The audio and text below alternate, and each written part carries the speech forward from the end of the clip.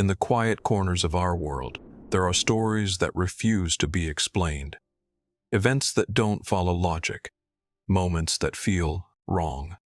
Not because we don't understand them, but because they don't want to be understood. From abandoned places where entire lives vanished without a trace, to encounters that leave behind evidence but no answers, these are the mysteries that stay with you, the kind that don't end when the story is over. They follow you into the silence. They sit with you in the dark, and they make you question something simple: how much of reality do we actually understand? Tonight, we're not just exploring stories, we're stepping into the unknown, into moments where fear feels real and explanations fall apart.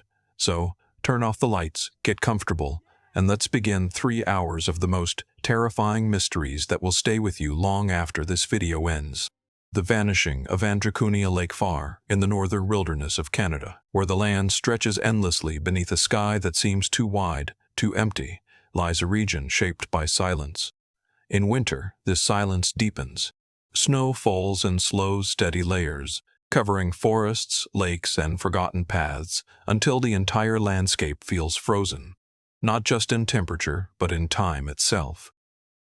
The wind moves softly here, barely disturbing the stillness. Trees stand motionless. Rivers sleep beneath thick ice, and in this vast, isolated expanse, there once stood a small settlement near a place called Andrecunia Lake. It was not a large village, but it was alive.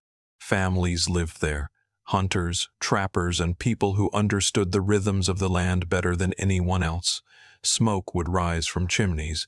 Dogs would bark in the distance. Tracks in the snow would tell stories of daily life. It was a place where survival depended on routine, preparation, and community. And then, one winter, all of that stopped. The arrival in December of 1930, a fur trapper named Joe LaBelle made his way across the frozen terrain. He had traveled through this region many times before. He knew the routes, he knew the people. And as he approached the village near Andrecunia Lake, he expected to find exactly what he always had: warmth, movement, life. But something felt wrong before he even arrived. There were no distant sounds, no smoke rising into the sky, no signs of activity, just silence. At first, it may not have seemed unusual. Winter in the north can be quiet. But this was different. This was the kind of silence that presses against your ears, the kind that makes you aware of your own breathing, the kind that feels like it's hiding something. The village. When Joe finally reached the settlement, what he saw didn't make sense. The cabins were still there. Doors closed, structures intact. Nothing appeared damaged. But there were no people. He stepped inside one of the homes. Inside, everything was exactly where it should have been.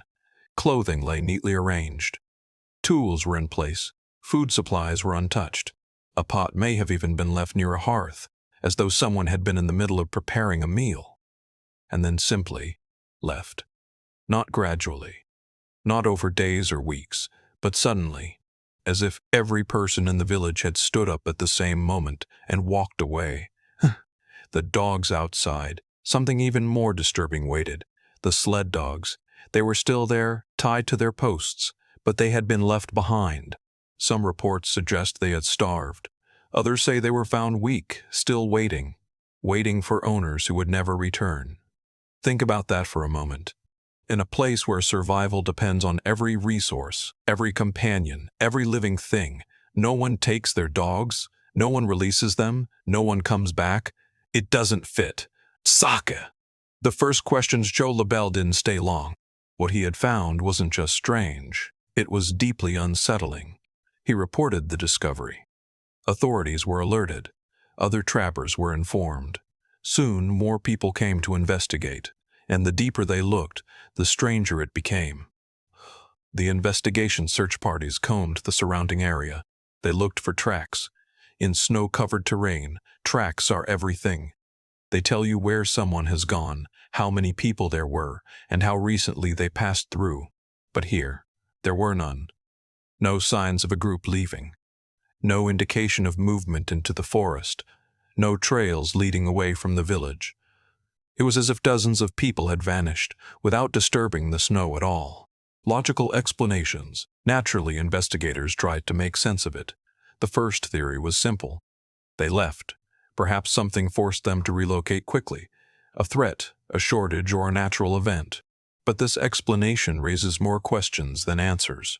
Why leave behind food? Why abandon tools, clothing, and supplies in the middle of winter? Why not take sleds, dogs, or anything needed to survive? And most importantly, where did they go? There were no trails, no campsites discovered. No neighboring communities reported their arrival. It was as if they left and then disappeared completely. Environmental theories, some suggested extreme weather. Perhaps a sudden storm forced the villagers to flee. But again, the evidence doesn't support this. A storm would leave signs, disruption, damage, tracks partially covered by snow. But investigators found nothing that indicated chaos. Everything looked calm, too calm. Psychological possibilities. Could it have been panic, a sudden fear that spread through the village? History has shown that groups can react quickly to perceived threats, even invisible ones, but panic leaves traces. People grab what they can, they move fast, they make mistakes. Here, everything remained organized, orderly, frozen in a moment that never completed itself. The unexplained. And then, the stranger ideas began to emerge. What if the villagers didn't leave willingly? What if something compelled them? Not physically, but in a way we don't fully understand. Some stories from local indigenous communities spoke of the land holding unseen forces, not in the dramatic way of stories or legends, but in quieter warnings. Of places where something feels off.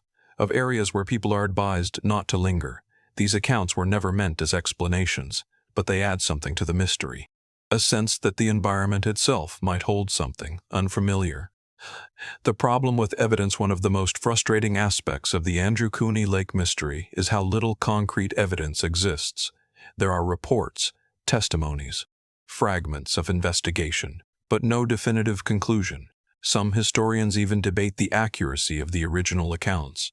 Was the story exaggerated, misreported, or did something truly happen here that simply cannot be explained?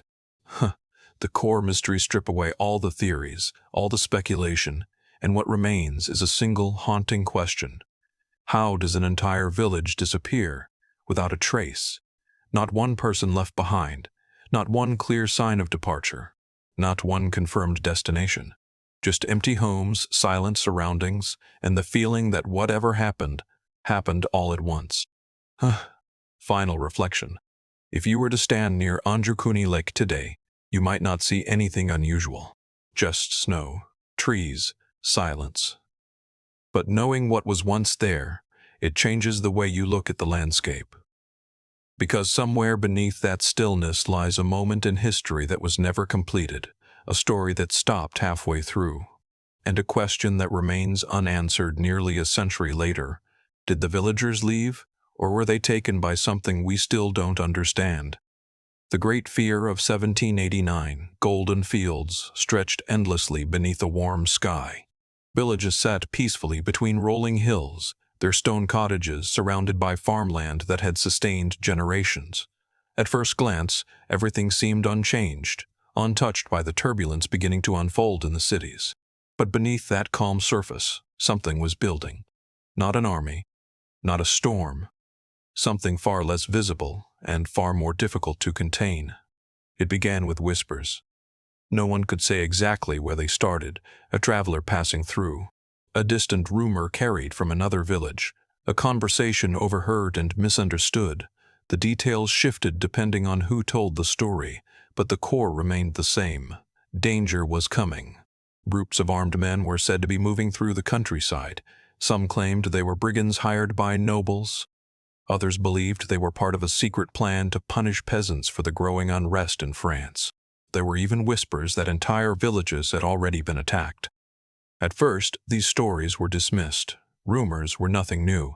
Rural life had always been shaped by word of mouth, by stories that traveled faster than truth. But this time, something was different. The fear didn't fade.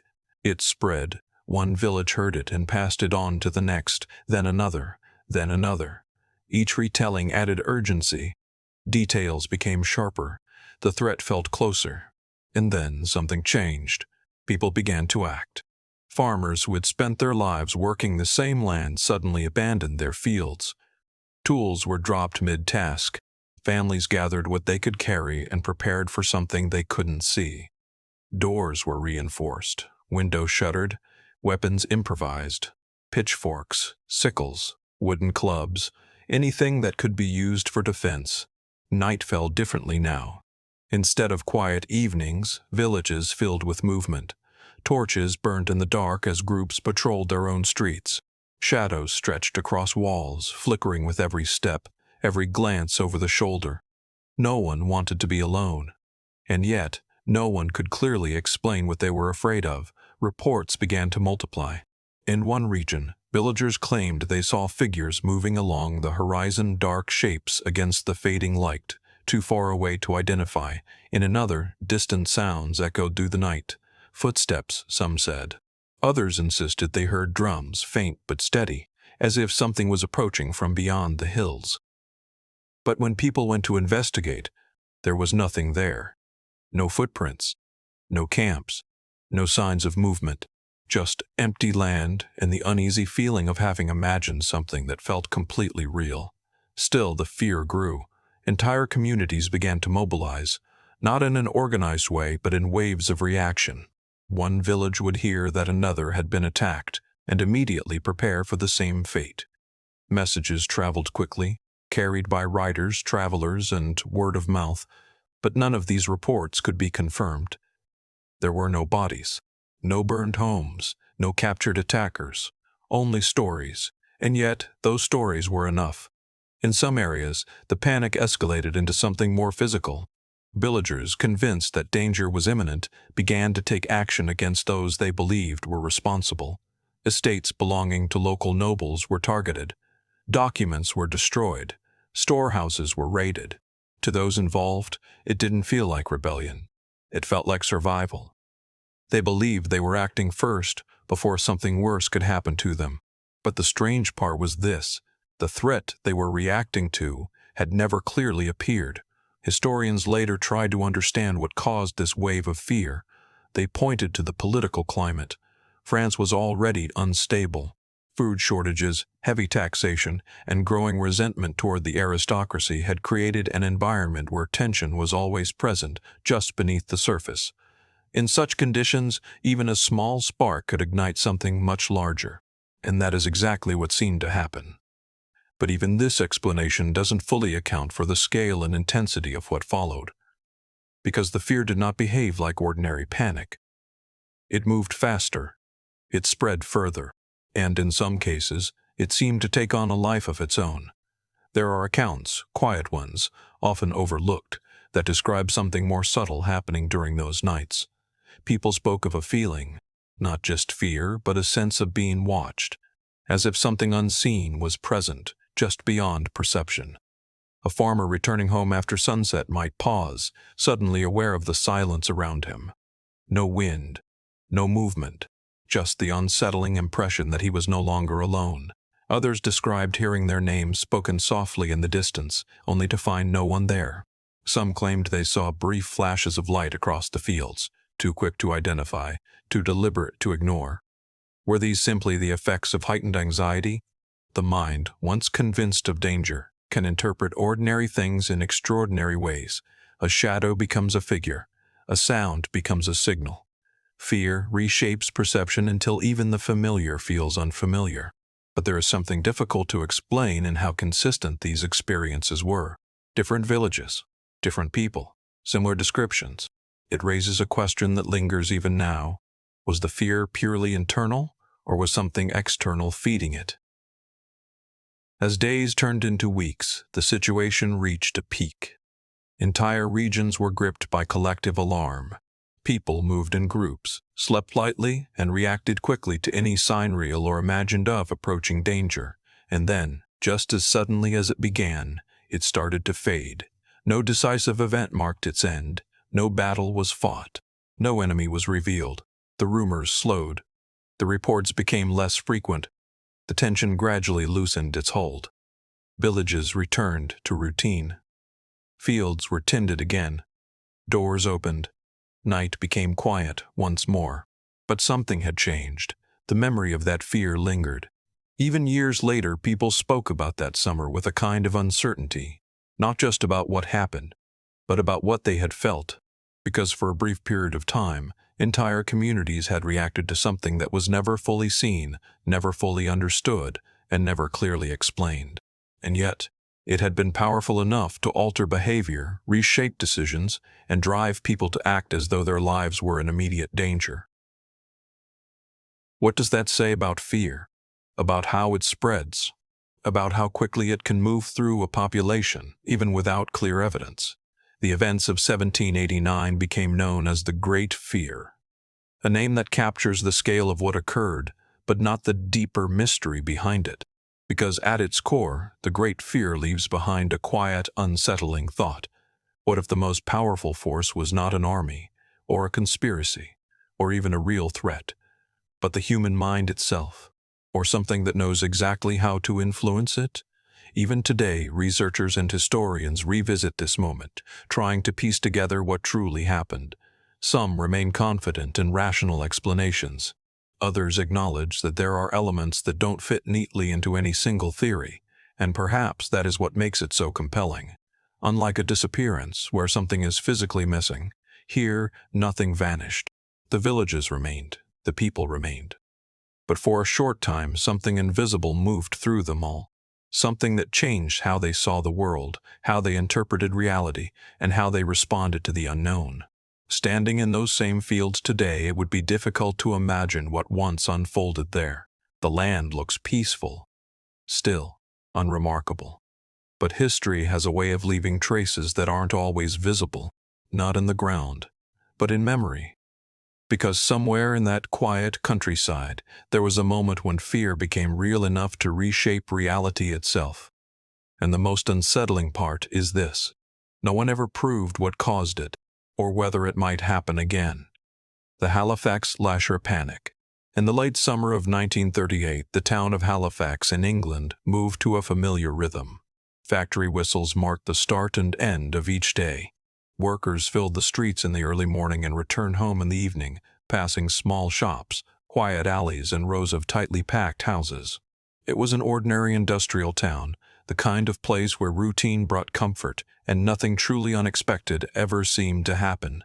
But that sense of normality began to fracture, not with a loud event, not with something obvious, but with a single story. A woman, walking home after dark, reported that she had been attacked. She claimed that a man had approached her suddenly, striking her with a sharp object before disappearing into the night. The attack, she said, had been quick, deliberate, and terrifyingly silent. At first, it was treated as a serious but isolated incident. Police took her statement. Neighbors talked quietly among themselves. People were cautious, but not yet afraid. Then, a few days later, another report emerged. This time, it was a different person. A different location, but the same kind of story. A shadowy figure, a sudden attack, a blade, and just like that, something began to shift. Because now, it wasn't just one incident, it was a pattern. Within days, the reports multiplied. Men and women came forward with similar accounts. Each described encounters that followed a familiar structure. A quiet street, a sudden presence, a quick strike, and then nothing. The attacker, whoever he was, never stayed. He didn't speak, he didn't chase, he didn't leave anything behind. He simply appeared and disappeared. Descriptions varied, but only slightly.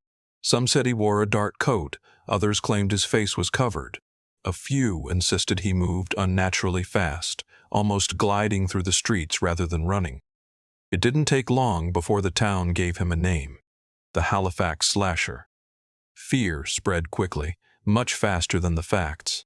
Because while reports were increasing, evidence was not. Police investigated each claim carefully. They examined clothing, wounds, and locations. They searched for patterns, for clues, for anything that could lead them to a suspect. But nothing consistent emerged. The injuries described were often minor. Cuts that could not always be clearly linked to an attack, marks that sometimes appeared superficial. And yet, the fear did not slow down. If anything, it intensified. By the end of the first week, Halifax had changed. Shops began closing earlier than usual. Streets that once remained active into the evening grew quiet as darkness approached. People avoided walking alone, especially after sunset. Windows were locked, doors were bolted, curtains drawn tightly, groups formed naturally. Neighbors began walking together, escorting one another home. Men carried tools not for work, but for protection. Anything that could be used as a weapon became part of daily life. Kitchen knives, hammers, even gardening tools. It wasn't organized. It was instinct. Night became something different. Before, it had been ordinary. Now, it carried tension. Every sound mattered. Footsteps behind you, a shadow moving in the corner of your vision, a sudden noise echoing down an alley. Each one felt like a possible threat. People began to imagine patterns. A figure seen at the end of one street might later be spotted in another. A rumor would spread that he had been seen near the mills, then near the marketplace, then near the outskirts of town, all within the same night. Impossible movements, yet no one questioned them. Because fear doesn't require logic, the police found themselves in a difficult position. They increased patrols, placing officers in areas where attacks were reported most frequently. They questioned witnesses, collected statements, and tried to piece together a timeline. But every lead seemed to dissolve. There was no clear suspect, no physical evidence, no consistent description. And perhaps most troubling of all, no one had actually seen the attacker clearly. As the days passed, something unusual became more apparent. The reports were consistent, but also strangely similar. Too similar. Different individuals from different parts of town described almost identical experiences. The same sequence of events. The same type of attack. The same sudden disappearance. It raised a difficult question. Were all of these people encountering the same person, or were they experiencing something else entirely? Some investigators began to consider a different explanation. Not a physical attacker, but a psychological phenomenon. The idea was simple, but unsettling. Once the first reports were made public, they created a template, a narrative, a structure that people could unconsciously adopt. Someone walking home at night already aware of the slasher might interpret any unexpected sensation as an attack, a sharp object brushing against clothing, a sudden movement. Even something as simple as stumbling or brushing against a rough surface. In a heightened state of awareness, the mind fills in the gaps, and once one person believes they've been attacked, others may begin to believe the same. But this theory didn't satisfy everyone, because even if some reports could be explained that way, could all of them? Could dozens of people independently report the same type of experience, with the same level of fear, without something real at the center of it? Or was there a mixture? A real event that sparked something larger? Meanwhile, the town continued to react. Volunteer patrols formed. Groups of residents took it upon themselves to guard their streets at night. They walked in pairs or small teams, scanning the darkness, ready to confront anyone who seemed suspicious. But this created another problem. In a town already filled with fear, everyone began to look suspicious. A stranger walking alone. Someone moving too quickly. A figure standing still for too long. Confrontations increased. And in some cases, innocent people were mistaken for the very thing everyone feared. The line between protection and paranoia began to blur. Because once fear reaches a certain point, it doesn't just respond to threats, it creates them. Newspaper coverage intensified the situation. Each new report was printed, shared, discussed. Details were repeated. Sometimes exaggerated, sometimes misunderstood. The more people read about the attacks, the more real they felt. And the more real they felt, the more people experienced them. It became a cycle. Report, to. Hear, interpretation, new report, again and again. Eventually, authorities made a decision. They needed to stop the panic. Investigations were intensified not just into the supposed attacker, but into the reports themselves. And what they found began to shift the narrative completely. Some individuals admitted that their injuries were self-inflicted or accidental. Others acknowledged that they may have misinterpreted what had happened to them. The idea of the slasher had become so strong, so present in the minds of the people, that it shaped their experiences. It turned uncertainty into certainty, fear into reality. No attacker was ever found. No arrest was made. No identity confirmed. And over time, the reports stopped. Not suddenly, but gradually. As the attention faded, as the fear lost its intensity, the experiences themselves became less frequent, until eventually they disappeared. Halifax returned to normal. Shops reopened late again. People walked alone at night. The streets regained their familiar rhythm. But something lingered, not a threat, but a realization.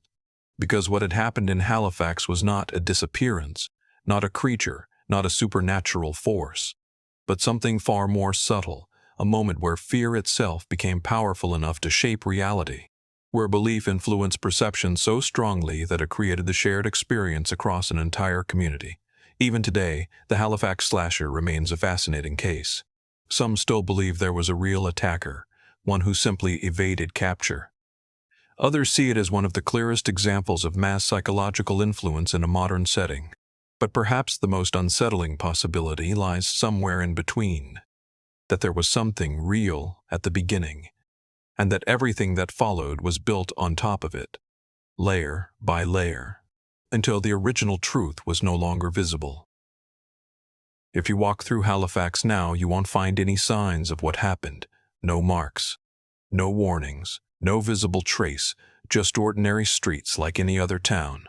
But for a brief period in 1938, those same streets felt different, heavier, uncertain, as if something unseen was moving through them.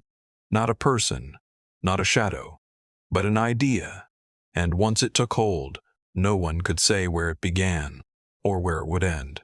The Beast of Gévaudan.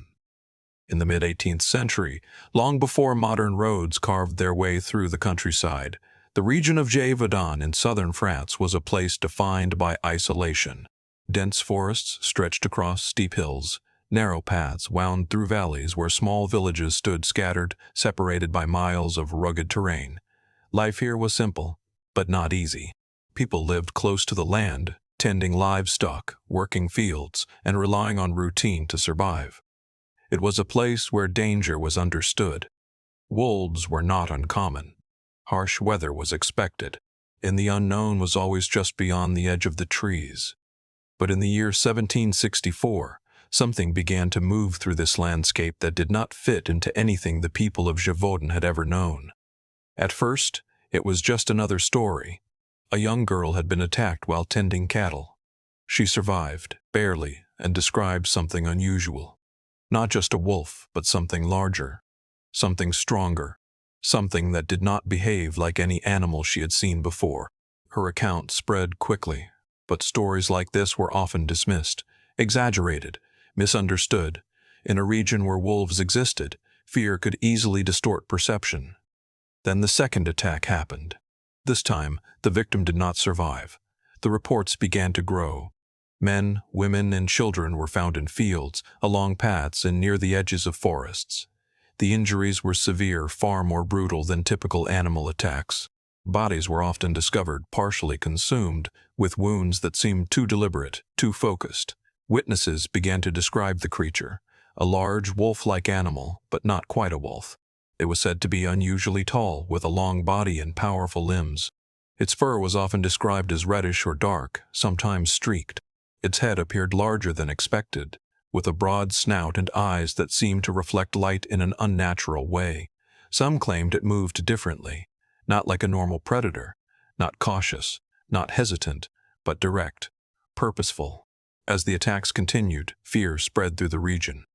Villages that had once been quiet and self-contained began to change. People avoided traveling alone. Children were kept indoors. Shepherds, who once worked freely in open fields, now carried weapons. But even with these precautions, the attacks did not stop. If anything, they became more frequent and more unsettling. One of the most disturbing aspects of the reports was the pattern of behavior. The creature seemed to target humans, not livestock, not the easier prey that wolves typically prefer, but people. This detail confused even experienced hunters. Because predators, especially in the wild, follow instinct. They choose what is easiest, what is safest. But this did not follow that pattern. It was as if the creature was choosing its victims. Authorities became involved. Local officials organized hunting parties. Groups of men armed with muskets and knives combed through forests, tracking any sign of the beast. Tracks were found. Large prints in the soil, sometimes deeper than expected, suggesting significant weight. But even these were inconsistent. Some reports described prints that resembled a wolf's, while others claimed they were distorted, almost unnatural in shape. The hunts continued, but the creature was never caught. Word of the attacks reached beyond Gévaudan. Eventually, it reached the royal court. The scale of the situation could no longer be ignored. Dozens of deaths had been reported. Entire communities were living in fear. So the King of France sent professional hunters to deal with the problem. These were not ordinary villagers. They were trained, experienced, equipped with better weapons and knowledge of tracking. If anyone could find the creature, it would be them. The arrival of royal hunters brought a sense of hope. Large-scale hunts were organized, forests were searched systematically, traps were set, bait was used, and for a time it seemed like progress was being made. Several large wolves were killed. Each one was presented as the possible culprit, but the attacks continued. This created a growing sense of confusion. If the beast had been killed, why were people still dying? Was there more than one creature, or had they never found the right one at all? Eyewitness accounts added to the mystery. Survivors described the creature with increasing detail. Some claimed it attacked with unusual precision, going for the head or throat in a way that seemed almost calculated. Others said it showed no fear of humans. It would approach openly, even when people were armed or in groups. And perhaps most unsettling of all, it seemed to disappear without a trace. Witnesses would see it enter a forest, only to lose it moments later, as if it had vanished into the landscape itself. As months turned into years, the legend of the beast of Gévaudan grew. It was no longer just a threat. It became something larger. A presence, a fear that shaped daily life. Parents warned their children not just about wolves, but about something worse. Something that did not behave like any known animal. Something that could not be predicted. Explanations began to emerge. The most straightforward theory was that the attacks were caused by an unusually large wolf, or multiple wolves driven by hunger or environmental conditions. But this explanation had problems. Even the most aggressive wolves rarely target humans consistently, and they do not typically avoid capture for such a long period, especially when hunted intensively. Others suggested that the creature might not have been a wolf at all. Perhaps it was an exotic animal. A hyena, a lion, or some other predator brought from distant lands and somehow released into the wild. This would explain its unusual appearance and behavior. But there was no evidence of such an animal being present in the region. Then there were darker theories. Some believed that the attacks were not the work of an animal at all, but of a person, or people. The idea was that someone could have trained animals, or even disguised themselves, using fear and confusion to carry out attacks without being identified. It was a disturbing possibility, but again, no clear evidence. And so, the mystery deepened, because every explanation seemed to answer some questions while creating new ones. In 1767, after years of fear and countless hunts, a man named Jean Chastel reportedly killed a large creature during one of the final hunts. It was described as different from ordinary wolves, larger, heavier, unusual in appearance. When it was killed, the attacks stopped. Just like that. No gradual decline.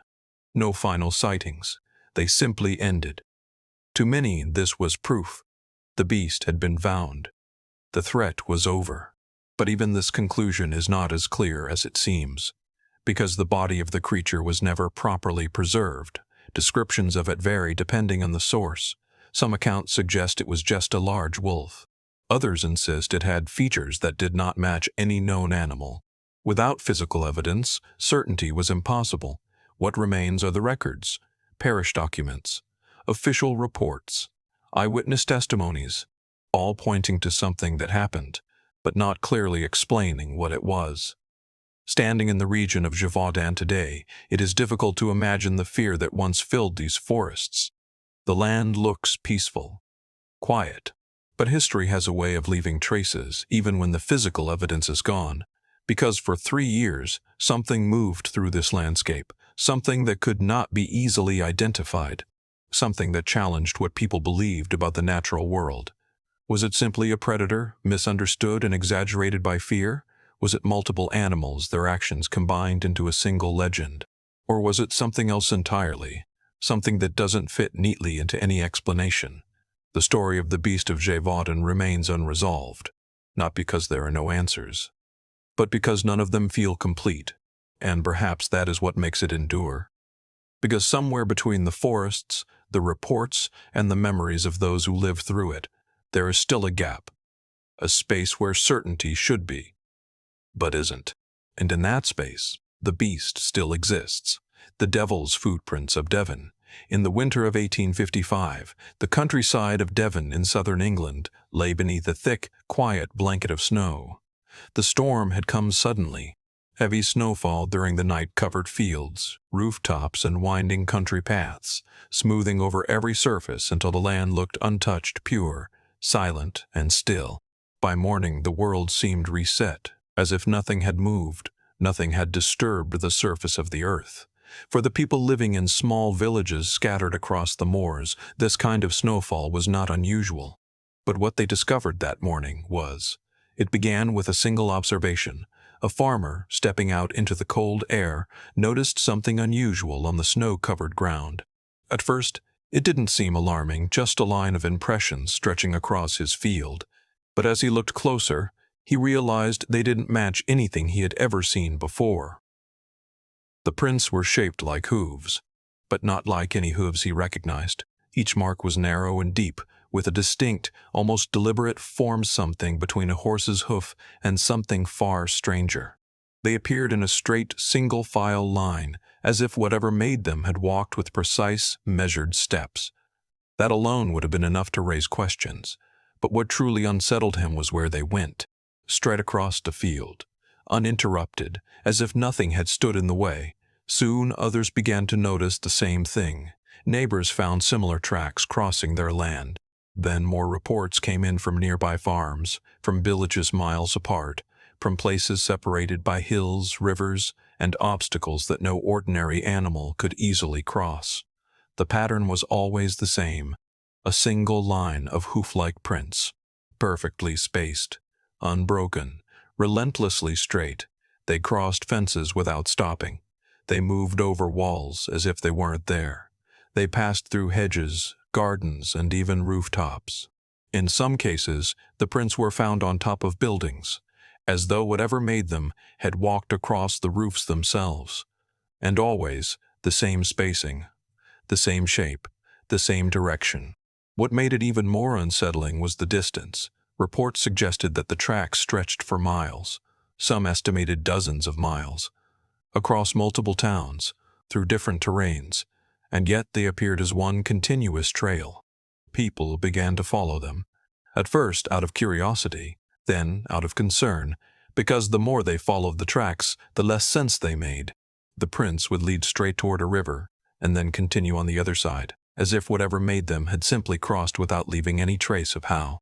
They would approach a wall, continue over it, and resume at the same spacing on the other side. No disruption, no sign of climbing. In some places, the tracks narrowed, as though the creature had walked along a thin ledge or squeezed through a tight space. But the spacing never changed, not once. By midday, the discovery had spread across the region. Villagers gathered in small groups discussing what they had seen. Some brought others to witness the tracks firsthand, pointing to the strange line that cut through their land with unnatural precision. And slowly a single idea began to take hold. This was not normal. At first, people tried to explain it. Perhaps it was an animal. A horse maybe, though the prints didn't match. A deer, possibly, though the spacing was wrong. Some suggested a badger or other small creature, but that didn't account for the depth of the impressions or the distance covered. Others thought it might be human, a prank perhaps, someone creating artificial tracks using tools or devices. But this explanation quickly fell apart, because whoever or whatever had made the prints would have had to travel enormous distances overnight, across terrain that would be nearly impossible to navigate in such a straight, uninterrupted line. And without leaving any additional marks, no footprints, no signs of dragging tools, no evidence of multiple people, just the same single line. Then the tone began to shift, because when something cannot be explained logically, people begin to look elsewhere. The word spread quickly. The devil had walked through Devon. It wasn't said lightly. In rural communities at the time, belief and folklore were deeply intertwined with daily life. The idea of something supernatural was not dismissed as easily as it might be today, and the tracks, they seemed to fit, single file, hoof-shaped, crossing all obstacles, moving through the land as if physical boundaries didn't apply. To many, it didn't feel like the movement of an animal. It felt deliberate. Some villagers reported strange behavior in their livestock. Animals appeared restless, refusing to enter areas where the prints had been found. Dogs barked at empty spaces. Horses became uneasy, pulling away from certain paths as if sensing something unseen.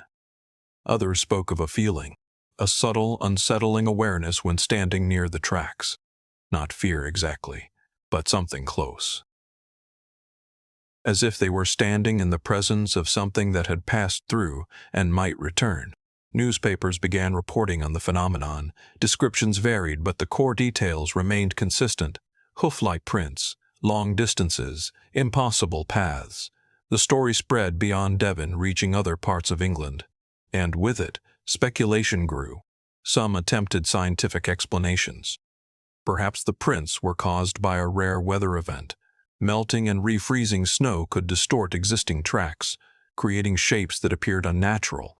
But this theory didn't fully explain the consistency of the prints, or their uniform spacing, or the fact that they appeared to cross obstacles in such a precise, uninterrupted way. Others suggested small animals like mice or rabbits, whose tracks had been altered by the snow, but again, the depth, shape, and spacing didn't match. And small animals do not travel in perfectly straight lines for miles. The idea of a human hoax remained. But no one ever came forward. No evidence of tools was found. No witnesses reported seeing anyone creating the tracks. And perhaps most importantly, no one could explain how a person could have covered such distances overnight without leaving any additional signs. Days passed. The snow began to melt, and slowly the tracks disappeared. Not gradually followed to an end, not traced back to a source. They simply faded, as if they had never been there. But the memory remained. Even years later, people spoke about that winter, about the morning they stepped outside and saw something that didn't belong to any known creature, about the line that crossed their land without hesitation, about the feeling that something had passed through their world, briefly, silently, and without explanation. The devil's footprints, as they came to be known, remain one of the most unusual mysteries in recorded history, not because of violence, not because of disappearance, but because of presence. Something was there, something moved, and it left behind evidence that could be seen, touched, and followed, but never understood. Standing in the countryside of Devon today, it is difficult to imagine what that moment must have felt like. The land is quiet, open, ordinary. But in 1855, for a brief period of time, it became something else, a place marked by something unknown, something that walked in a straight line across fields, rivers, and rooftops, without ever revealing itself. Was it a natural phenomenon, misunderstood and exaggerated over time?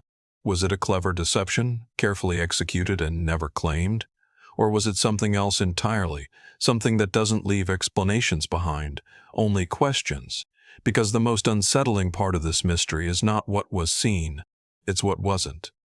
No one saw the creature, no one heard it, no one watched it move, and yet it was there, for miles, across an entire landscape, leaving behind a trail that still cannot be fully explained.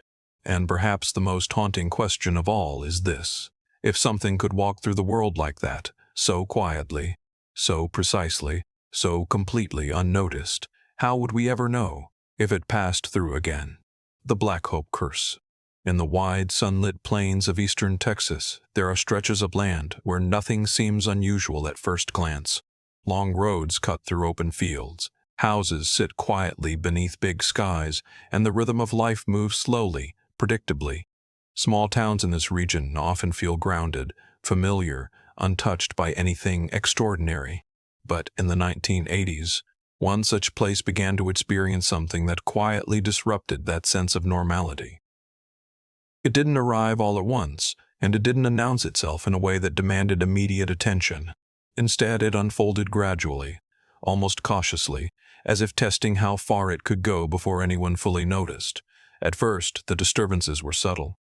A door that didn't quite stay closed, a faint sound in the middle of the night that didn't seem important enough to investigate, footsteps that might have been explained away as part of the natural settling of a house.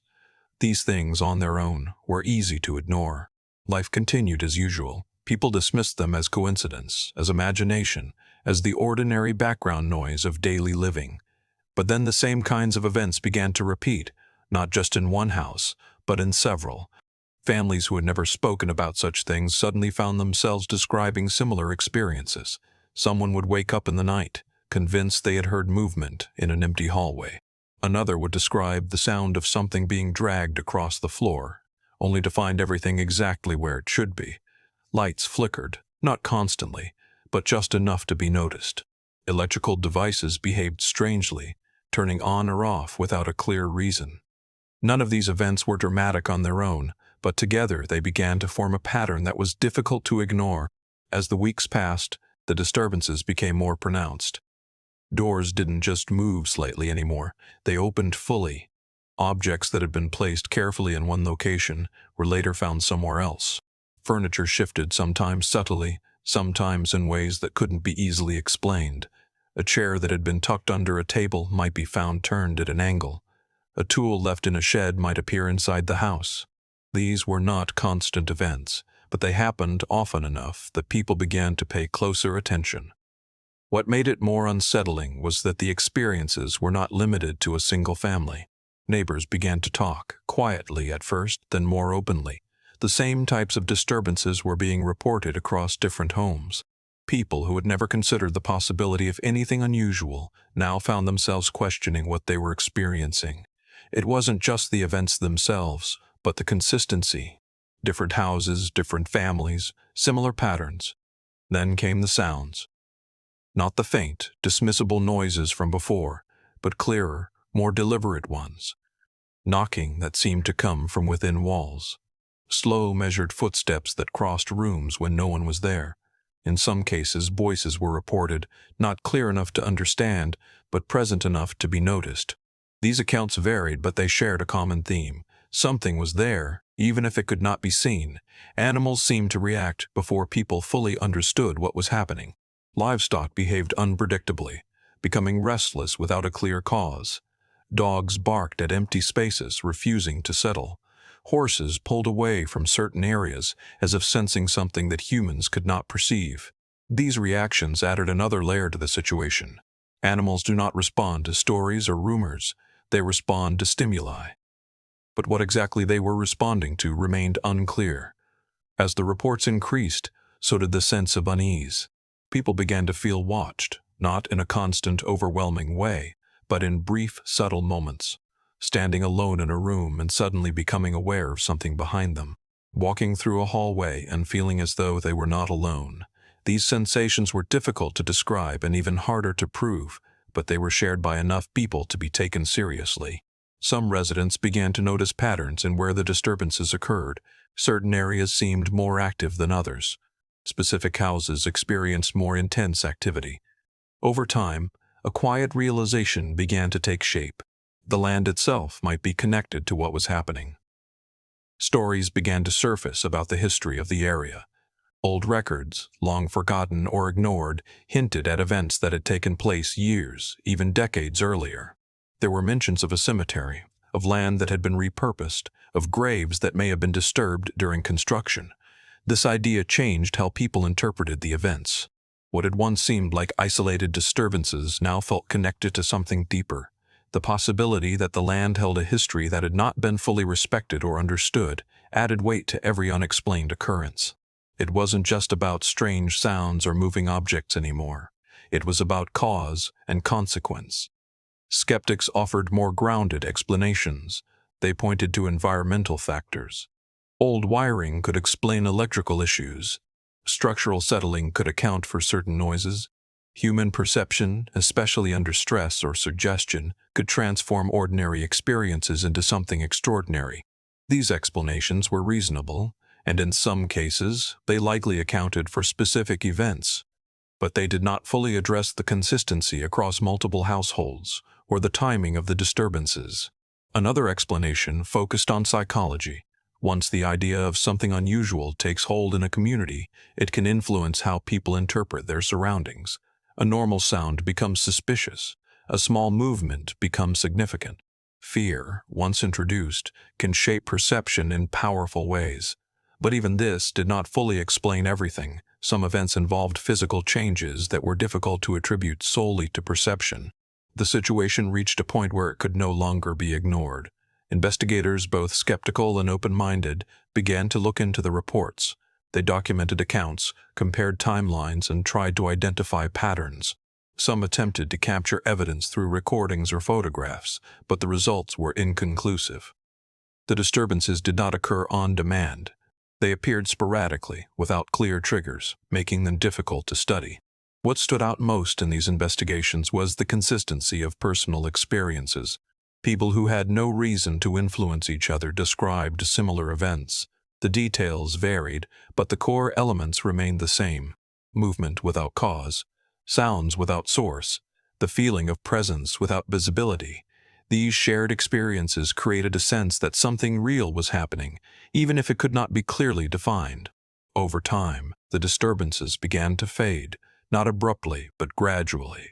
The more intense events became less frequent. The sounds diminished. The sense of being watched lingered for some, but it no longer dominated daily life. Eventually, the town returned to a state that felt normal again, but the memory of what had happened did not disappear. For those who experienced it, the events of that period left a lasting impression, not just because of what they saw or heard, but because of what they could not explain. It introduced a level of uncertainty into their understanding of the world. The idea that something could exist just beyond perception, interacting with the physical environment without revealing itself, is difficult to dismiss once it has been experienced. Even years later, discussions about the Black Hope curse continue. Some view it as a case of environmental and psychological factors aligning in a way that created the appearance of something supernatural. Others believe there was more to it, something that cannot be fully explained through conventional means. The truth may lie somewhere between these perspectives, or perhaps outside them entirely. The land itself remains unchanged. Fields still stretch across the horizon. Houses stand where they always have. To an outsider, there is nothing to suggest that anything unusual ever occurred. But for those who know the story, the place carries a different meaning. It becomes a reminder that not all experiences leave visible traces, and not all events can be easily categorized or understood. The most unsettling aspect of the Black Hope events is not any single disturbance, but the pattern they formed. The way they appeared, spread, and then receded without a clear conclusion. It raises questions about how we define reality, about how much of what we experience is shaped by perception, and how much might exist independently of it. Because if something can influence the physical world without being seen, if it can move through multiple spaces without leaving clear evidence, then it challenges the boundaries of what we consider possible. It suggests that there may be layers to reality that we do not fully understand, forces or phenomena that operate just outside our ability to detect them directly. And perhaps the most lingering question is not what happened in Black Hope, but whether similar events occur elsewhere, unnoticed or unrecognized. How many small disturbances are dismissed as coincidence? How many patterns go unobserved? How many experiences are explained away simply because they do not fit within our expectations? In the end, the Black Hope curse remains unresolved, not because there are no explanations, but because none of them feel complete. Each theory addresses part of the story, but not all of it. And in that gap, between explanation and experience, the mystery remains. The Unsolved. In the late 1970s, in a quiet suburban neighborhood in North London, life followed a familiar and predictable rhythm. Rows of modest houses lined the streets. Children played outside in the afternoons, and evenings were usually calm, marked by routine and ordinary domestic life. It was not a place where anything unusual was expected to happen. Nothing about the area suggested mystery, danger, or the unexplained. And yet, in 1977, one particular house became the center of an event that would challenge both belief and skepticism in equal measure. The house stood like any other, a simple council home, shared by a mother and her children. There was nothing remarkable about it at first glance, no history of strange occurrences, no reputation that would draw attention. But the first signs of something unusual began quietly, almost easy to dismiss. A sound here, a movement there, small things that could be explained away without much thought. It started with knocking. At first it was faint, a light tapping sound that seemed to come from inside the walls. It wasn't loud enough to cause immediate alarm, but it was noticeable. The kind of sound that makes you pause for a moment, listen carefully, and then continue with what you were doing. Old houses often make noise. Pipes shift, wood expands and contracts, structures settle. It could have been any of those things, but the knocking didn't stop. It became more frequent, more distinct. It began to follow patterns, occurring at specific times, sometimes in response to movement or voices. The family began to pay closer attention. What had once seemed like background noise now felt intentional. Still, it wasn't enough to conclude that something was truly wrong. Then objects began to move. At first it was subtle. A chair slightly out of place, a toy that wasn't where it had been left. These are the kinds of things that can easily be overlooked or attributed to forgetfulness. But over time, the movements became more obvious. Chairs didn't just shift, they tipped over.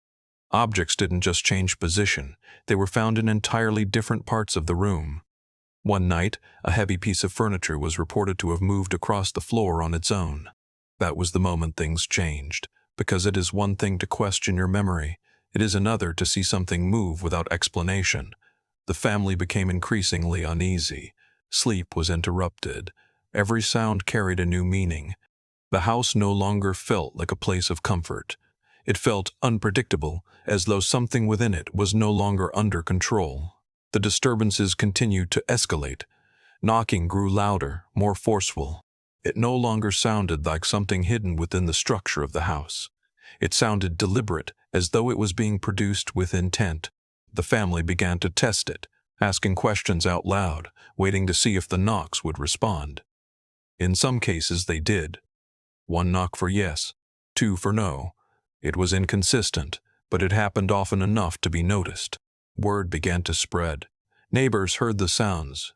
Some reported hearing loud bangs during the night, strong enough to travel through walls. Others claimed to have witnessed objects moving inside the house when they were invited in. What had started as a private experience began to draw attention from outside. Eventually, investigators became involved.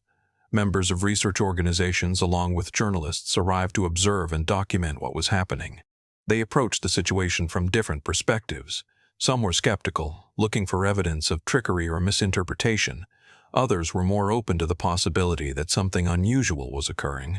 What they found did not lead to a simple conclusion. There were moments when nothing happened, long periods of quiet where the house seemed completely normal.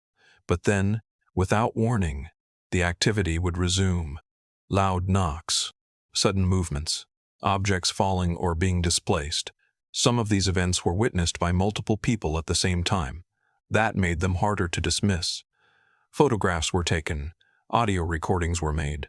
Investigators attempted to create controlled conditions, watching carefully for any signs of manipulation. And in some cases they did find evidence that suggested certain events may have been staged, particularly by the children in the house. This complicated everything, because it introduced doubt. If some events could be explained as trickery, then how many others could be explained the same way? But there was a problem with that line of thinking. Not all events occurred under conditions where they could be easily faked. There were instances where multiple phenomena happened simultaneously in different parts of the house. Objects moved while people were watching from positions that made interference unlikely. Sounds were recorded that did not match any clear source. And perhaps most unusual of all, there were reports involving one of the children that went beyond simple physical disturbances. The girl at the center of many of the events began to display behavior that was difficult to explain. At times, she appeared to enter altered states, speaking in a voice that did not sound like her own. The voice was deeper, rougher, and often claimed to belong to something else entirely. Recordings captured these moments. Skeptics argue that the voice could have been produced deliberately, that it was a form of vocal manipulation. Others pointed out that maintaining such a voice for extended periods would be physically difficult, especially for a child. The question remained unresolved. Was it performance, or something else? As the events continued, patterns began to emerge. The activity seemed to focus around specific individuals, particularly the children. It did not occur randomly throughout the house at all times. Instead, it appeared to follow certain people, intensifying when they were present and diminishing when they were not. This led to another theory, that the phenomenon might not be tied to the house itself, but to the people within it. Some researchers proposed the idea of psychokinesis, the possibility that intense emotional or psychological states could influence the physical environment. According to this theory, stress, trauma, or subconscious processes could manifest as movement or sound, creating the appearance of an external force. It was an attempt to explain the events without invoking anything supernatural. But like the other explanations, it did not account for everything. Because even if emotional energy could influence physical objects, it did not explain the apparent responsiveness of the knocking, or the consistency of certain patterns observed over time. The presence, whatever it was, seemed to interact, not constantly, not predictably, but enough to suggest something more than random occurrence. The media attention surrounding the case added another layer of complexity. As more people learned about what was happening, the house became a point of fascination. Journalists arrived, cameras were set up, and the events were reported widely. This increased the pressure on the family and may have influenced how the situation unfolded. Attention can change behavior. It can amplify reactions, alter perception, and introduce new variables that make it harder to separate genuine events from those influenced by expectation. Despite this, the activity continued. For months, the house remained a place of uncertainty. Periods of calm were followed by sudden bursts of disturbance. Investigators came and went. The family adapted as best they could, learning to live with something they could not fully understand. And then, gradually, it began to fade, not suddenly, not with a clear ending, but slowly. The knocking became less frequent. Objects stopped moving as often. The voice was heard less and less until eventually it was gone. The house returned to something resembling normal life. But the questions remained. Even now, the Enfield case is one of the most discussed and debated examples of unexplained phenomena in modern history. It sits in a space between belief and skepticism, supported by evidence that is both compelling and contradictory. Some view it as a case of deception, a series of events exaggerated or manipulated by those involved. Others see it as genuine, something that cannot be fully explained through conventional means. The truth may not be entirely one or the other. It may be a combination. A situation where real experiences were mixed with misinterpretation, where genuine phenomena were surrounded by doubt, where the presence of attention and expectation shaped how events were perceived and remembered. What makes the case so enduring is not just what happened, but how difficult it is to define what actually occurred. It challenges the idea that every event can be clearly categorized as real or false, natural or supernatural. Instead, it suggests that some experiences exist in a space where those categories overlap, where something happens, but not in a way that fits easily into existing explanations. Standing outside that house today, nothing appears unusual. It looks like any other home, quiet, ordinary, unremarkable. But for a period of time, it was something else entirely.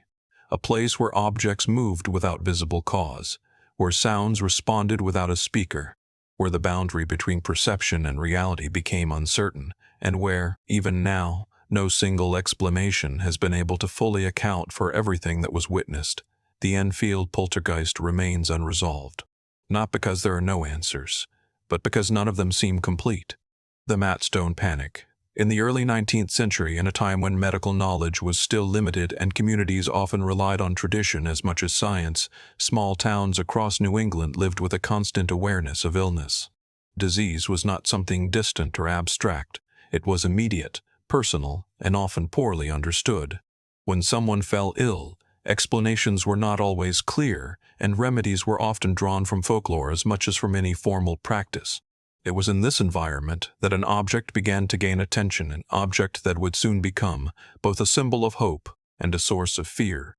It was known as the Madstone. At first, it did not appear unusual. It was described as a small, smooth stone, dark in color, with a slightly polished surface. It was not something that would stand out on its own. But what made it significant was not its appearance. It was what people believed it could do. The Madstone was said to have healing properties. According to local belief, it could draw out disease from the body. It was most commonly associated with treating bites from animals believed to be rabid, a condition that was deeply feared at the time. Rabies, poorly understood and often fatal, carried with it a sense of inevitability once symptoms appeared. The idea that a simple object could prevent or cure such a condition was powerful. The process, as described in various accounts, was simple. The stone would be placed against a wound, and it was said to adhere to the skin, drawing out the infection. After some time, it would fall away and then be cleansed, often in milk, before being used again. Whether or not this had any real effect was unclear, but the belief in it was strong. At first, the Madstone was seen as a solution. People traveled to obtain it. Families shared stories of recovery, attributing survival to its use. In a time when reliable medical treatment was not always available, the presence of something that offered even a possibility of protection was enough to give it significance. But over time, something began to change. The same object that had been associated with healing started to become linked with something else entirely: fear. It began subtly. Reports emerged of individuals who had handled the stone and later experienced strange symptoms. These were not always physical in the traditional sense. Some described feelings of unease, agitation, or an unexplained sense of discomfort. Others reported more intense reactions: trembling, confusion, or sudden emotional distress. At first, these reports were isolated. They could be dismissed as coincidence. Illness was common, and symptoms could be attributed to a wide range of causes. But as more accounts appeared, a pattern began to form. People started to associate the stone not just with healing, but with the possibility of harm. The shift in perception was gradual, but once it began, it spread quickly. Communities that had once sought out the Madstone now approached it with caution. Some refused to touch it. Others insisted that it could only be handled under specific conditions, following certain rituals or precautions. The object itself had not changed, but the way people thought about it had. And that change had consequences. Reports of unusual experiences increased. Individuals who had come into contact with the stone described sensations that were difficult to explain. Some claimed they felt a pulling sensation when it was applied, as though something was being drawn from within them. Others reported lingering effects after contact: restlessness, heightened anxiety, or a persistent feeling that something was not quite right. These experiences were not uniform, but they were similar enough to be noticed. What made the situation more complex was that not everyone who interacted with the stone reported negative effects. Some continued to believe in its healing properties, citing cases where individuals recovered after its use. This created a divide within communities. For some, the Madstone remained a remedy. For others, it became something to be avoided. The tension between these perspectives contributed to the spread of uncertainty. As more people discussed their experiences, the story of the Madstone evolved. It was no longer just an object. It became a focal point for a larger set of concerns about illness, about unseen forces, about the limits of understanding. In some cases, the fear extended beyond those who had direct contact with the stone. People who had never touched it began to report symptoms after hearing about it. Anxiety spread through communities, influencing how individuals interpreted their own physical and emotional states. A minor discomfort could be attributed to the stone. A moment of unease could be seen as a sign of something more serious. This is where the situation became particularly difficult to interpret, because while some experiences could be explained through psychological influence, Others seemed to involve physical reactions that were harder to categorize. Reports of fainting, sudden illness, or unusual behavior were documented, though not always with clear medical explanations. Skeptics at the time, as well as later researchers, suggested that the phenomenon could be understood as a form of social contagion. The idea that belief and expectation can influence perception and even physical experience is well documented. In communities where communication is close and information spreads quickly, a single idea can have a significant impact. In this view, the Madstone did not need to possess any actual properties to produce the observed effects. The belief in its power, whether positive or negative, would be enough to shape how people experienced it. But this explanation does not fully resolve the situation, because it does not account for the consistency of certain reports or for the way the phenomenon seemed to develop over time. It also raises questions about how belief itself can produce such tangible effects. Another line of thought focused on the possibility that the stone itself had some physical characteristic that influenced those who handled it.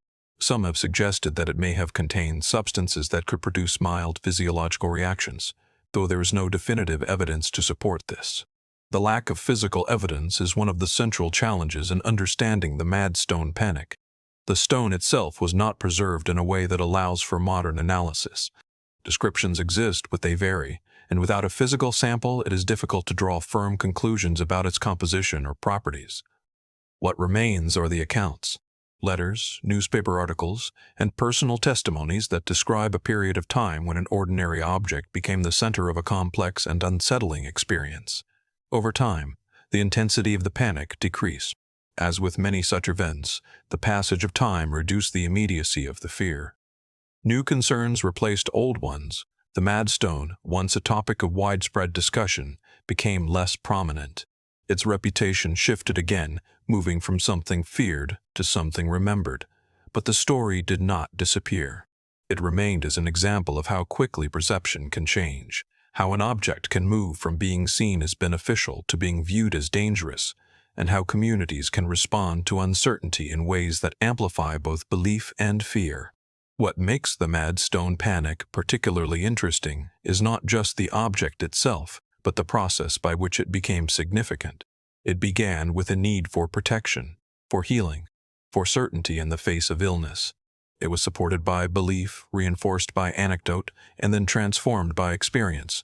As new information emerged, or was perceived to emerge, the interpretation of the object changed. This shift did not happen in isolation.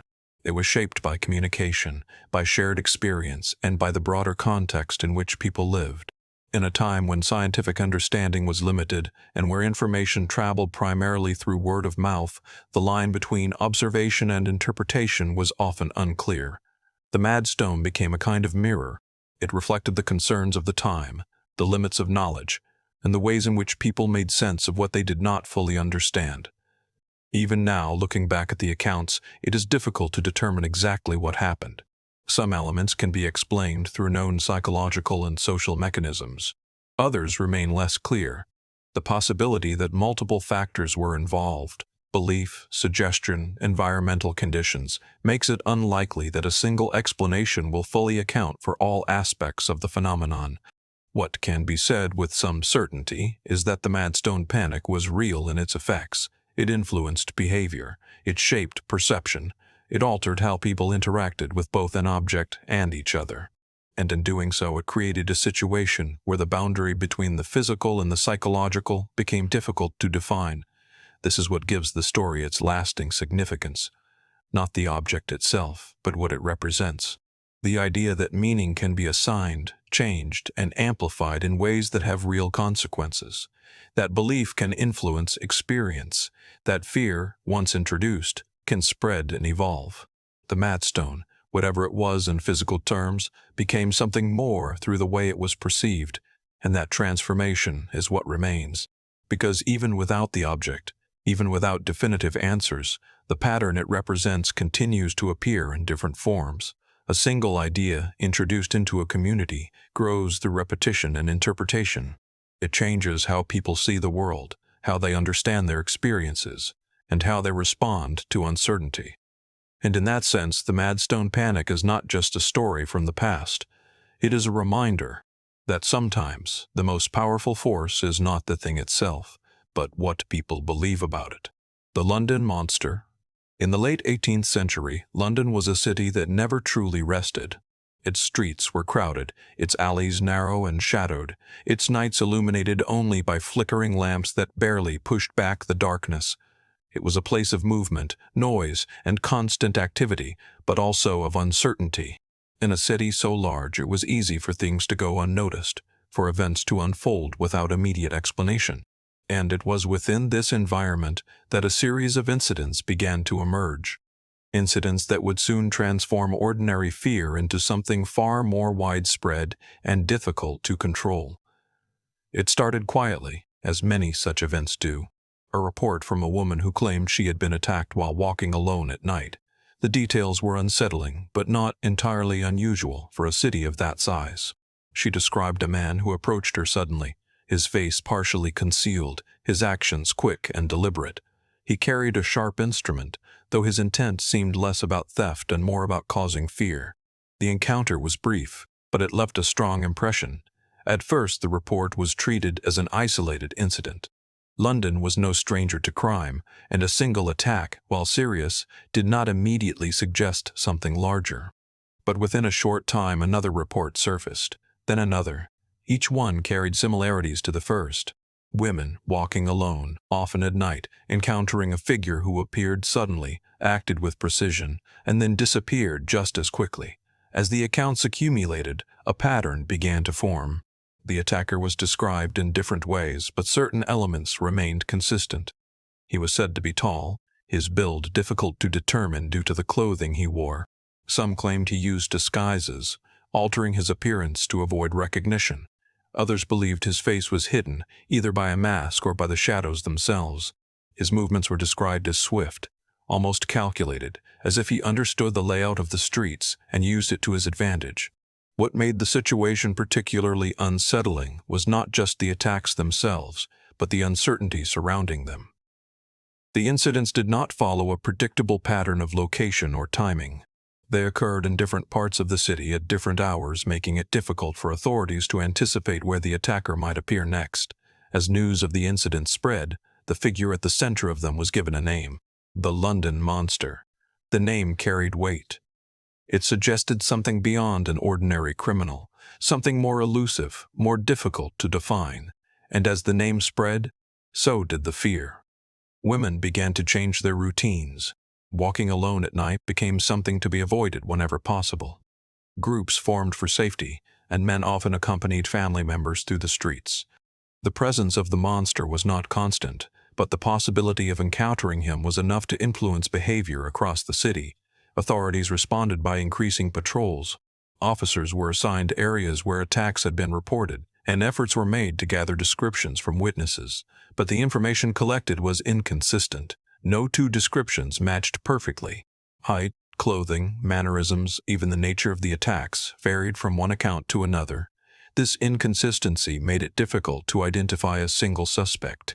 Some investigators began to consider the possibility that more than one individual was involved.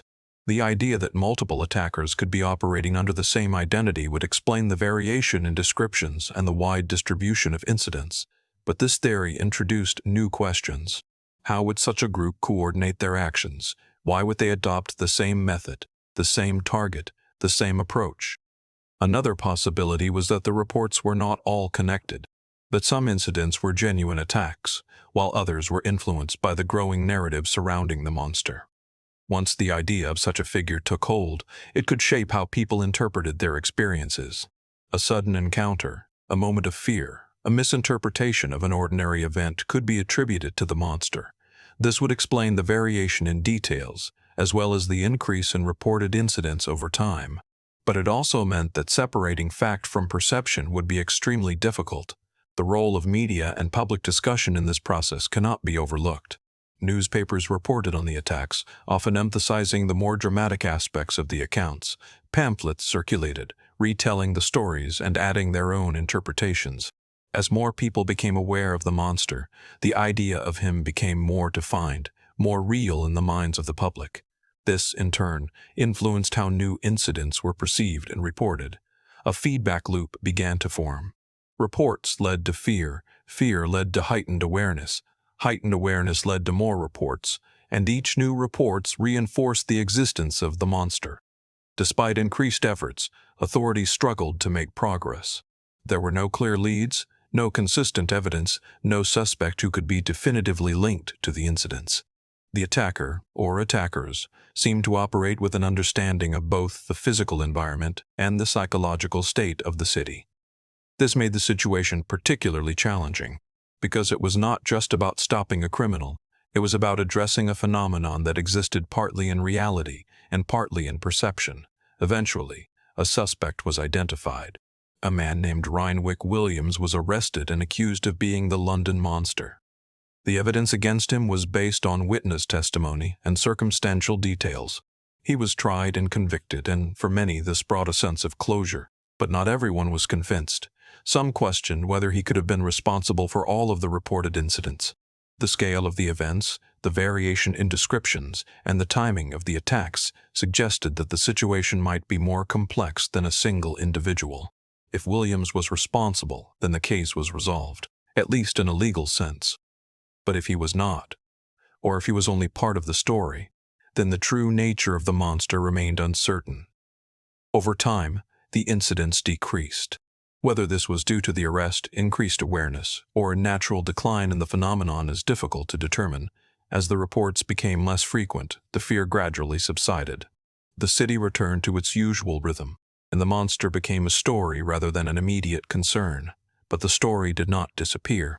It remained as part of the city's history, a reminder of a period when fear spread through both physical events and collective perception. What makes the London Monster particularly interesting is the way it sits at the intersection of crime and psychology. There were real incidents, real victims, real consequences. But the scale and nature of the phenomenon suggest that something more was happening alongside those events.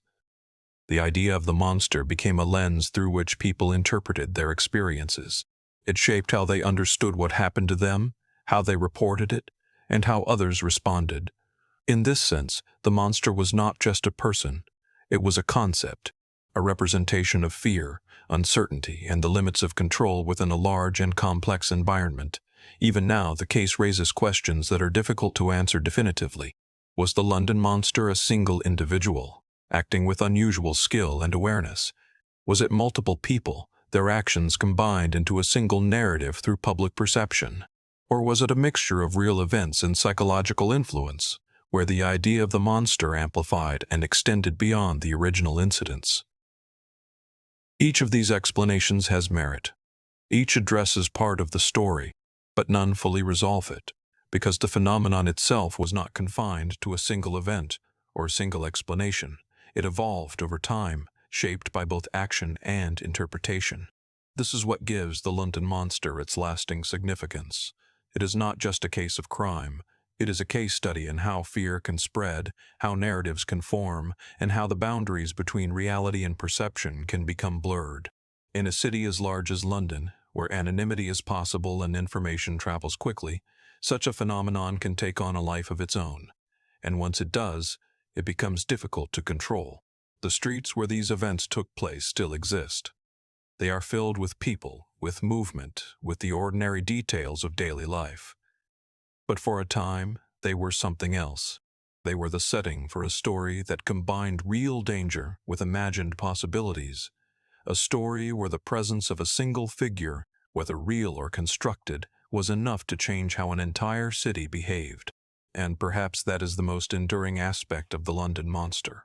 Not the identity of the attacker, not the details of the incidents, but the way in which a single idea can move through a population and become something far larger than its origin. Spring-heeled Jack. In the early decades of the 19th century, London was already a city that lived between two worlds. By day it was crowded and industrious, filled with markets, factories, and the constant movement of people.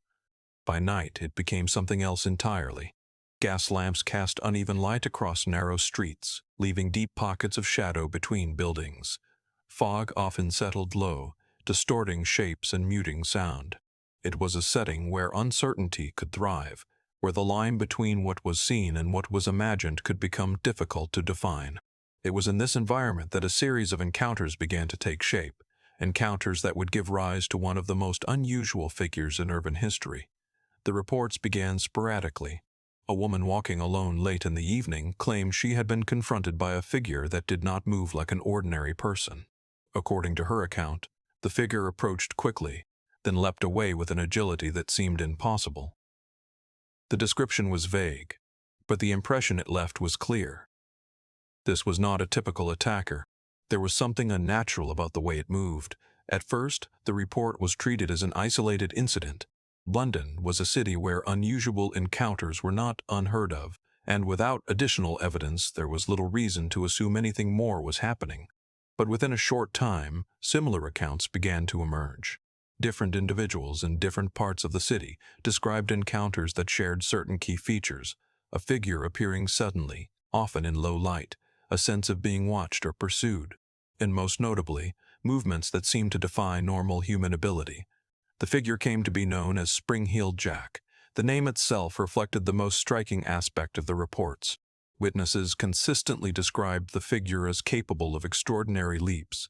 It was said to vault over walls, clear fences, and move across rooftops with ease. Some accounts suggested it could leap several feet into the air from a standing position, then disappear into the darkness before anyone could react. As the reports spread, the descriptions of the figure became more detailed. Some claimed it wore a tight-fitting outfit, possibly made of a material that reflected light in unusual ways. Others described glowing eyes, visible even in dim conditions. There were also accounts of claw-like hands, though these details were not consistent across all reports.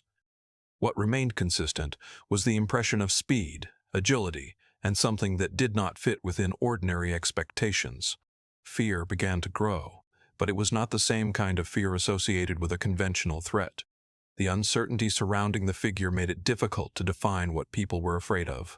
It was not just the possibility of attack, but the inability to understand what was being encountered.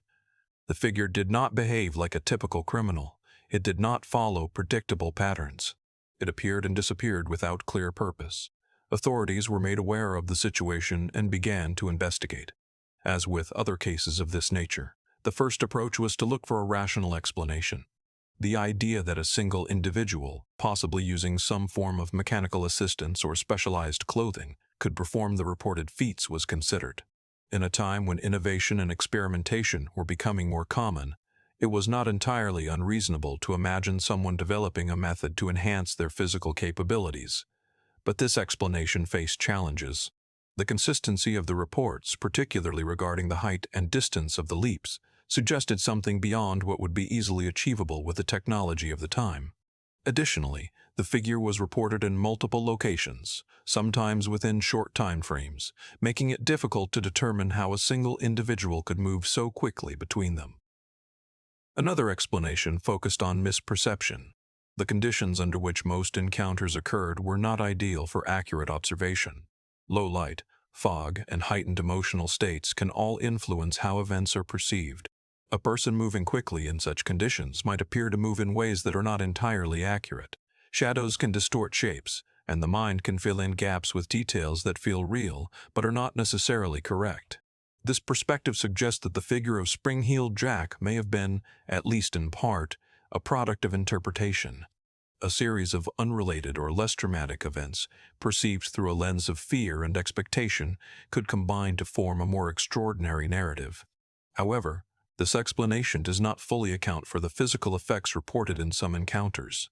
There were accounts of individuals being scratched or experiencing minor injuries, though these were not consistent across all reports. Some witnesses described close interactions, where the figure was not just seen but felt, where the encounter had a tangible element that went beyond visual perception. As with other cases, the role of communication and public awareness played a significant part in how the phenomenon not a man and not. Newspapers began to report on the sightings, often highlighting the more unusual aspects of the accounts. As more people became aware of the figure, the idea of Spring-Heeled Jack became more defined. This, in turn, influenced how new encounters were described and understood. The figure began to take on characteristics that extended beyond the original reports. stories added elements that were not present in earlier accounts. The glowing eyes became more vivid, the leaps more dramatic, the behavior more menacing. Over time, the narrative evolved, shaped by both direct experience and the retelling of those experiences. This evolution makes it difficult to separate the original events from the way they were later interpreted.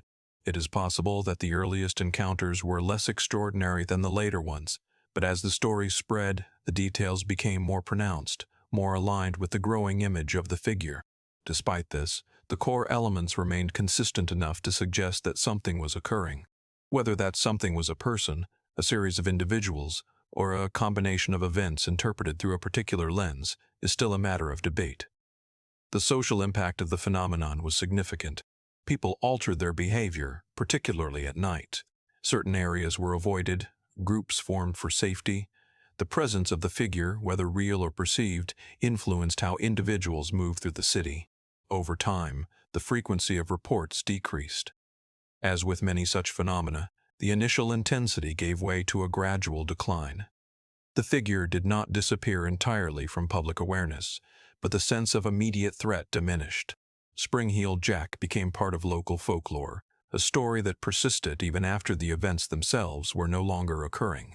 The lasting question is not just what Spring-Heeled Jack was, but how such a figure could emerge and sustain itself within a community. The combination of unusual reports, environmental conditions, and the way information spreads all contributed to the formation of the narrative. It is possible that there was a real individual at the center of the earliest encounters, someone whose actions were unusual enough to attract attention. It is also possible that the phenomenon was amplified by the way those actions were perceived and communicated, creating a figure that extended beyond the capabilities of any one person. Alternatively, the entire phenomenon may have been a product of interpretation, where ordinary events were understood in extraordinary ways due to the context in which they occurred. Each of these possibilities has implications for how we understand the relationship between perception and reality. If the figure was real, then it represents a case of an individual operating in a way that challenged the expectations of the time. If it was a product of perception, then it demonstrates how easily narratives can form and evolve in response to uncertainty. The truth may lie somewhere between these extremes. What remains is the impact the phenomenon had on those who experienced it, the fear, the uncertainty, the sense of encountering something that did not fit within the known world. These elements are consistent across many accounts, regardless of the specific details. Spring-Heeled Jack remains a figure that is difficult to categorize. It does not fit neatly into the framework of a conventional criminal case, nor does it align fully with purely psychological explanations. It exists in a space where both possibilities intersect. Walking through London today, it is difficult to imagine the city as it was then. The lighting is different, the streets are more open, the environment more controlled, but the underlying structure remains. The same streets, the same buildings, the same pathways where those encounters were reported. For a time, those places were associated with something that could not be easily explained, a figure that moved in ways that defied expectation, that appeared and disappeared without clear pattern, that left behind more questions than answers. And perhaps that is what makes the story endure. Not the specific details which have changed over time, but the core idea that something was seen, something that did not fit. And once that idea took hold, it became something larger than the events themselves, a presence defined as much by perception as by reality, a figure that existed in the space between what was known and what could not be fully understood. The haunting of Balmoral House, in the remote highlands of Scotland, where hills roll endlessly into mist and forests stretch deep into silence, there are places that feel untouched by time. The air is often still, the landscape vast and isolating, and the distance between homes can create a sense of separation from the rest of the world. It is in such environments that small disturbances can feel larger, more significant, and more difficult to ignore. During the late 19th century, one particular estate became the center of a series of events that would leave those who experienced them questioning not only what they had seen, but how much of their world they truly understood. The house itself stood solid and imposing, built of stone and timber, surrounded by dense woodland and uneven terrain. It was the kind of place that felt self-contained, where the outside world seemed distant and the interior environment took on a life of its own. Families who lived there expected the usual sounds of an old structure: wood creaking, wind pressing against the walls, occasional shifts in temperature. These were familiar, predictable elements of life in such a setting. The first unusual occurrences were easy to dismiss: objects not quite where they had been left, doors that did not remain closed, a faint sound echoing through a hallway that could not be immediately explained. These things, taken individually, did not suggest anything extraordinary. They were the kinds of experiences that could be attributed to memory, to oversight, or to the natural behavior of an aging building. But over time, the events began to repeat. A chair moved slightly from its position. Then later, it was found in an entirely different part of the room. A door that had been secured was discovered open. Footsteps were heard when no one else was present. The repetition of these events made them harder to ignore. What had once been isolated incidents began to form a pattern. Residents started to pay closer attention. They began to notice that the disturbances were not random. They occurred in certain areas more than others. Certain rooms seemed more active. Certain times of day, particularly late at night, were associated with increased activity. This suggested that the events were not simply the result of environmental factors, but something more structured, even if the structure was not immediately clear. As the disturbances became more pronounced, they also became more difficult to explain through ordinary means. Objects did not just move slightly, they were displaced with enough force to be noticed immediately. A heavy item might shift across a surface without any visible cause. In some cases, items were reported to have been thrown, striking walls or floors in ways that could not be easily attributed to gravity or accidental contact. This escalation changed how the situation was perceived. It was no longer possible to dismiss the events as minor irregularities. The scattered and nature of the disturbances suggested something more active, something that interacted with the physical environment in a direct way. Sounds became a central part of the experience. Knocking, similar to what had been reported in other cases, began to occur. Not random noise, but distinct, repeated patterns. Footsteps were heard moving through corridors, sometimes approaching, sometimes receding without any visible source. In certain instances, the sounds appeared to follow individuals, shifting location as people moved through the house. This created a sense of presence, not constant, but noticeable. Residents began to describe a feeling that they were not alone, even when the house was otherwise empty.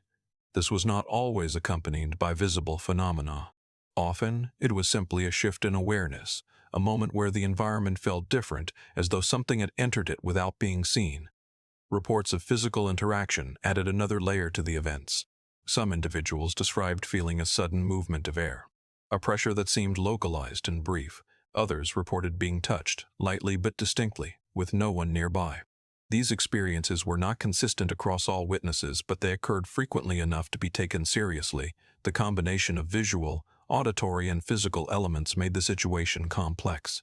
It was not limited to a single type of event. It involved multiple senses, multiple forms of interaction, and multiple individuals. This made it more difficult to attribute the phenomenon to a single cause.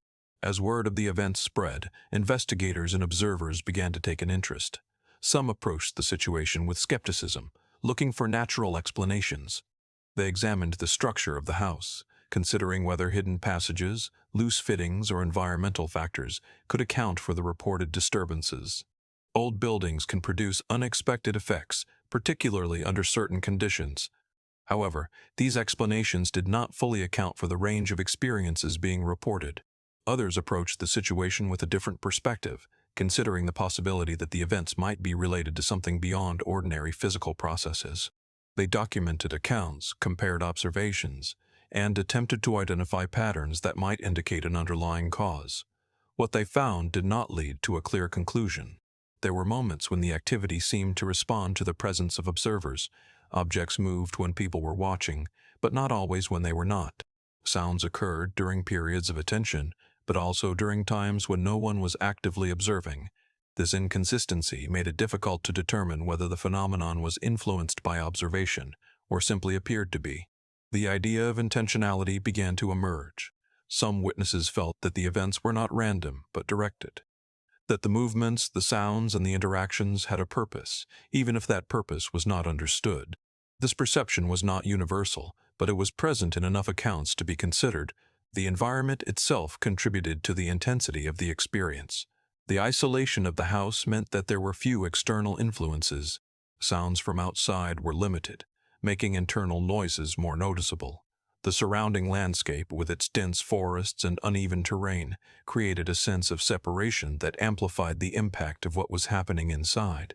Over time, the events began to affect daily life. Residents altered their routines, avoiding certain areas of the house, particularly at night. They moved together more often, preferring not to be alone in spaces where activity had been reported. Sleep was disrupted, and the sense of normalcy that had once defined the environment was replaced by uncertainty. Despite attempts to understand and manage the situation, no definitive explanation was found. Some events could be explained individually. A sound might be attributed to structural movement. An object might have been displaced accidentally. But the overall pattern, the accumulation of experiences, resisted a single, coherent explanation. Eventually, as with many such cases, the intensity of the disturbances began to decrease. The most dramatic events became less frequent. Sounds diminished. Objects remained in place more consistently. The sense of presence, while not entirely gone, became less pronounced. The house returned to a state that resembled normal life, but the memory of what had occurred did not fade easily. For those who experienced it, the events remained significant, not just for what happened, but for what could not be explained. The experience introduced a level of uncertainty into their understanding of their environment, a recognition that not all events could be easily categorized or understood. The haunting of Balmoral House, as it came to be known, remains one of many cases where multiple forms of unexplained phenomena were reported within a single location. What distinguishes it is the combination of elements: movement without visible cause, sound without identifiable source, physical interaction without visible agent, and a consistent sense of presence that accompanied these events. Each of these elements can be considered separately, with possible explanations, but together they form a pattern that is more difficult to resolve. The case raises broader questions about how environments can influence perception, how repeated experiences can shape interpretation, and how multiple individuals can report similar events without a clear shared cause. It also highlights the limitations of observation. Even when events are documented, even when multiple witnesses are present, the absence of a clear mechanism makes it difficult to draw definitive conclusions. The phenomenon exists in a space where evidence is present, but explanation is incomplete. Today, the house stands much as it did before. The surrounding landscape remains unchanged. The forests, the hills, the isolation, all contribute to an environment that feels both grounded and distant. To an outside observer, there is nothing to suggest that anything unusual ever occurred. But for those who know the history, the house carries a different significance. It becomes a place where ordinary expectations were challenged, where the boundary between what is understood and what is experienced became uncertain, and where, for a period of time, something moved through the environment in ways that have yet to be fully explained. The haunting of Balmoral House does not provide clear answers. Instead, it presents a series of events that resist simple categorization, events that suggest that there may be aspects of our environment or of our perception that we do not fully understand, and that sometimes those aspects become visible, not as clear explanations, but as experiences that leave behind more questions than answers. The Cock Lane Ghost Panic. In the mid-18th century, London was a city where stories traveled quickly, and curiosity often moved faster than reason. Its streets were crowded, its buildings tightly packed, and its people constantly surrounded by noise, movement, and the unpredictable nature of urban life. Yet even in such a place, there were moments when something unusual could rise above the ordinary, capturing attention in a way that transformed a single household into the center of widespread fascination. One such moment began in a narrow street known as Cock Lane, where a series of events would grow from quiet disturbances into one of the most talked-about mysteries of its time. The house itself was unremarkable. It stood, like many others, modest in size, surrounded by neighboring buildings that shared walls and sounds. Life inside followed a typical pattern, shaped by routine and necessity. Nothing about it suggested that it would become the focus of public attention. But the first signs of something unusual began in a way that seemed small enough to dismiss. It started with knocking. Not loud, not dramatic, but noticeable. A series of taps that appeared to come from within the walls or beneath the floor. At first, these sounds were treated as part of the natural behavior of the building. Old structures often produce unexpected noises. Wood shifts, pipes resonate, and external vibrations can travel in ways that are difficult to trace. But the knocking continued. It became more frequent, more distinct, and eventually more structured. The sounds did not appear random. They occurred in patterns, sometimes repeating, sometimes responding to activity within the house. This shift from irregular noise to something that seemed organized changed how the situation was perceived. Residents began to pay closer attention. They tested the sounds, speaking aloud and waiting to see if the knocking would follow. In some cases, it appeared to respond. A question asked would be followed by a specific number of knocks. The pattern was not always consistent, but it happened often enough to be noticed. This was the moment when the interpretation of the events began to change. What had once been considered a structural issue now appeared to carry intention. As word spread among neighbors, curiosity grew. People came to listen, to observe, to determine for themselves whether the sounds were real and whether they followed any recognizable pattern. Many reported hearing the knocks clearly. Some believed they were witnessing something unusual. Others remained skeptical, suggesting that the sounds could still be explained through natural means. But the situation did not remain confined to the house. The story spread, through conversation, through informal reports, and eventually through printed accounts. The events at Cock Lane became known beyond the immediate area. As more people learned about the knocking, the interpretation of the phenomenon began to evolve. It was no longer just unexplained noise. It became associated with the idea of a presence, specifically a spirit. According to some accounts, the knocking was believed to be the communication of a deceased individual. The idea that the sounds could carry meaning, that they could represent responses to questions, transformed the situation into something far more significant. People began to ask more structured questions. They developed systems, assigning meaning to the number of knocks. One knock might indicate agreement, two might indicate disagreement. Through this method, they attempted to establish communication. The results were inconsistent. Sometimes the responses seemed coherent, at other times they did not. But the moments that appeared meaningful were enough to sustain belief. Crowds began to gather. What had started as a private occurrence became a public spectacle. Individuals from different parts of the city came to witness the phenomenon. Some approached it with curiosity, others with skepticism, and some with a genuine belief that they were observing something beyond ordinary explanation. The presence of observers changed the nature of the events. The house became a place of constant attention. Questions were asked repeatedly. The knocking, when it occurred, was heard by multiple people at once. This gave the phenomenon a level of credibility, at least in the eyes of those who experienced it directly. However, it also introduced complications. With so many people present, it became more difficult to control the environment. Noise from outside, movement within the house, and the expectations of the crowd all influenced how the events were perceived. At the center of the situation was a young girl, who was believed by some to be closely connected to the phenomenon. It was suggested that the knocking followed her, or occurred in her presence more frequently than elsewhere. This association led to further speculation about the nature of the events. Some believed that she was a medium, someone capable of facilitating communication between the living and the dead. Others suspected that she might be responsible for the sounds, either intentionally or unconsciously. Investigations were conducted. Observers attempted to determine whether the knocking could be produced by natural means. They examined the structure of the house, the placement of objects, and the behavior of those involved. In some cases, they tried to isolate the source of the sounds, moving individuals to different locations and observing whether the phenomenon continued. The results were inconclusive. There were moments when the knocking appeared to occur without any clear physical cause. There were also instances where the possibility of manipulation could not be ruled out. This duality made the situation difficult to resolve. On one hand, there were experiences that seemed to support the idea of something unexplained. On the other, there were elements that suggested the possibility of deception.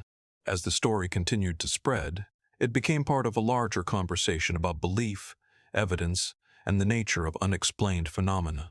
Clergy, writers, and public figures weighed in, offering their interpretations and attempting to place the events within a broader framework of understanding. Some argued that the phenomenon was a clear example of communication from beyond, a demonstration that the boundary between life and death was not as absolute as commonly believed. Others dismissed it as a fabrication, a case of attention-seeking behavior amplified by public interest. The truth, as often happens in such cases, was not easily defined. Eventually, more formal investigations led to a shift in the narrative. Evidence emerged suggesting that the knocking could have been produced through deliberate means. The young girl at the center of the events was accused of creating the sounds, possibly with assistance or encouragement from others. This revelation changed how the phenomenon was viewed. For many, it confirmed that the events were not supernatural, but the result of human action. The idea of the Cock Lane ghost was reinterpreted as a case of deception, one that had grown in scale due to public interest and the willingness of people to believe. But even with this explanation, some aspects of the case remained unresolved. Not all witnesses were convinced that the entire phenomenon could be attributed to trickery. Some maintained that they had experienced events that did not align with the explanation provided. Others pointed out that the conditions under which the sounds occurred were not always consistent with deliberate production. This left the case in a state of ambiguity. It was not entirely accepted as genuine, nor entirely dismissed as false. Instead, it became an example of how complex such situations can be.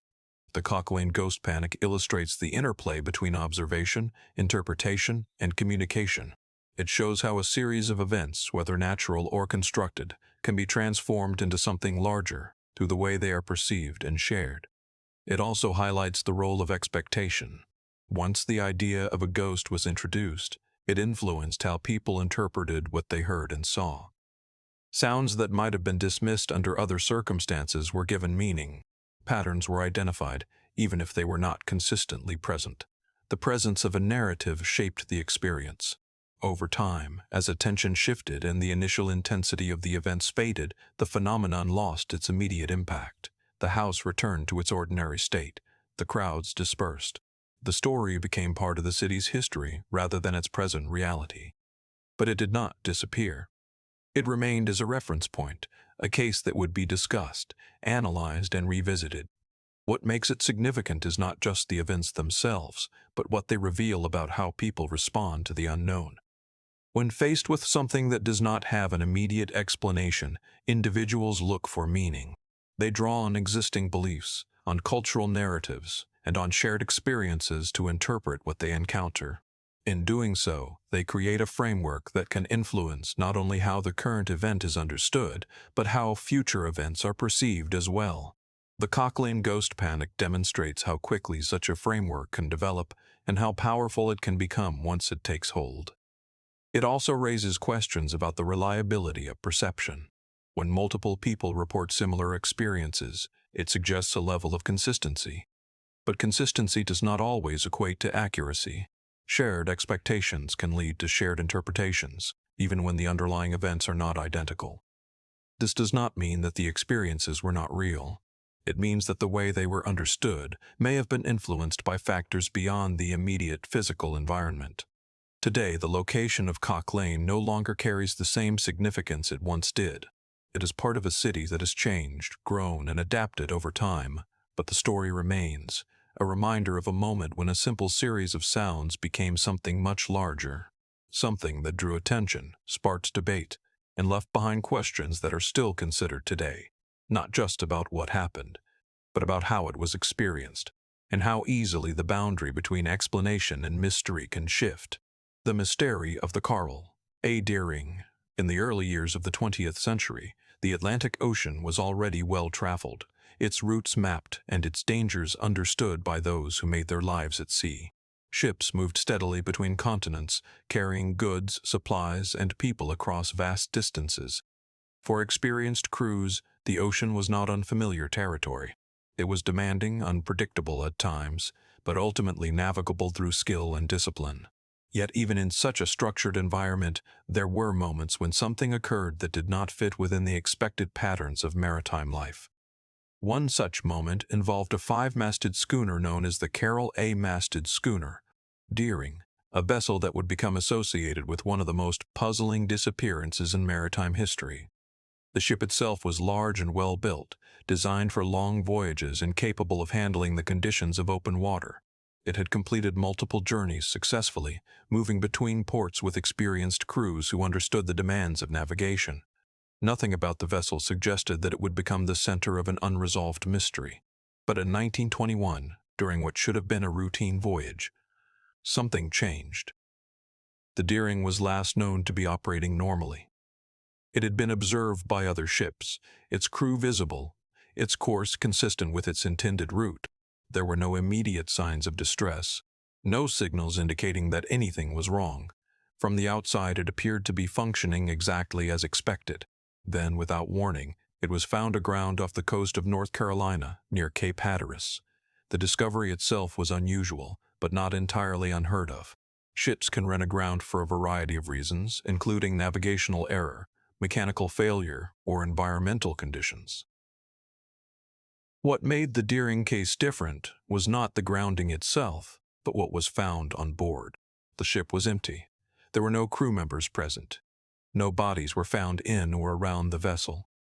There were no signs of a struggle, no visible damage that would suggest a violent event. The ship's structure remained intact, its sails partially set, its equipment largely in place. It looked as though the crew had simply left, but if they had left, they had done so in a way that left almost no trace. Personal belongings were still on board. Clothing, tools, and other items that would normally be taken in an emergency remained where they were. The galley showed signs that meals had been prepared. The overall condition of the ship suggested that whatever had happened occurred quickly, without the kind of preparation that would be expected if the crew had planned to abandon the vessel. One detail stood out. The ship's lifeboats were missing. This indicated that the crew had likely left the ship intentionally, using the available means to do so. But this raised further questions.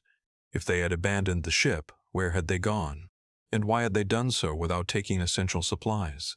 Investigators began to examine the scene. They looked for clues that might explain the sequence of events leading to the abandonment.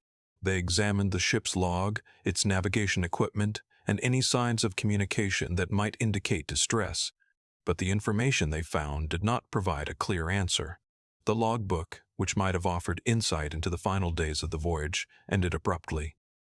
There was no entry describing an emergency, no indication of a decision to abandon the ship. It simply stopped, leaving a gap where critical information should have been. The condition of the ship itself added to the uncertainty. While it was grounded, it was not severely damaged. The structure remained stable, and there was no clear evidence of a storm or collision that would have forced an immediate evacuation. Weather reports from the time did not indicate conditions severe enough to account for such a drastic action. This led to the consideration of alternative explanations. One possibility was mutiny. Conflicts among crew members can escalate, particularly in isolated environments where tensions can build over time. If a disagreement had reached a critical point, it is conceivable that some members of the crew could have taken control of the ship and forced others to leave, or that the entire crew could have abandoned the vessel as a result of internal conflict. However, there was no direct evidence to support this theory.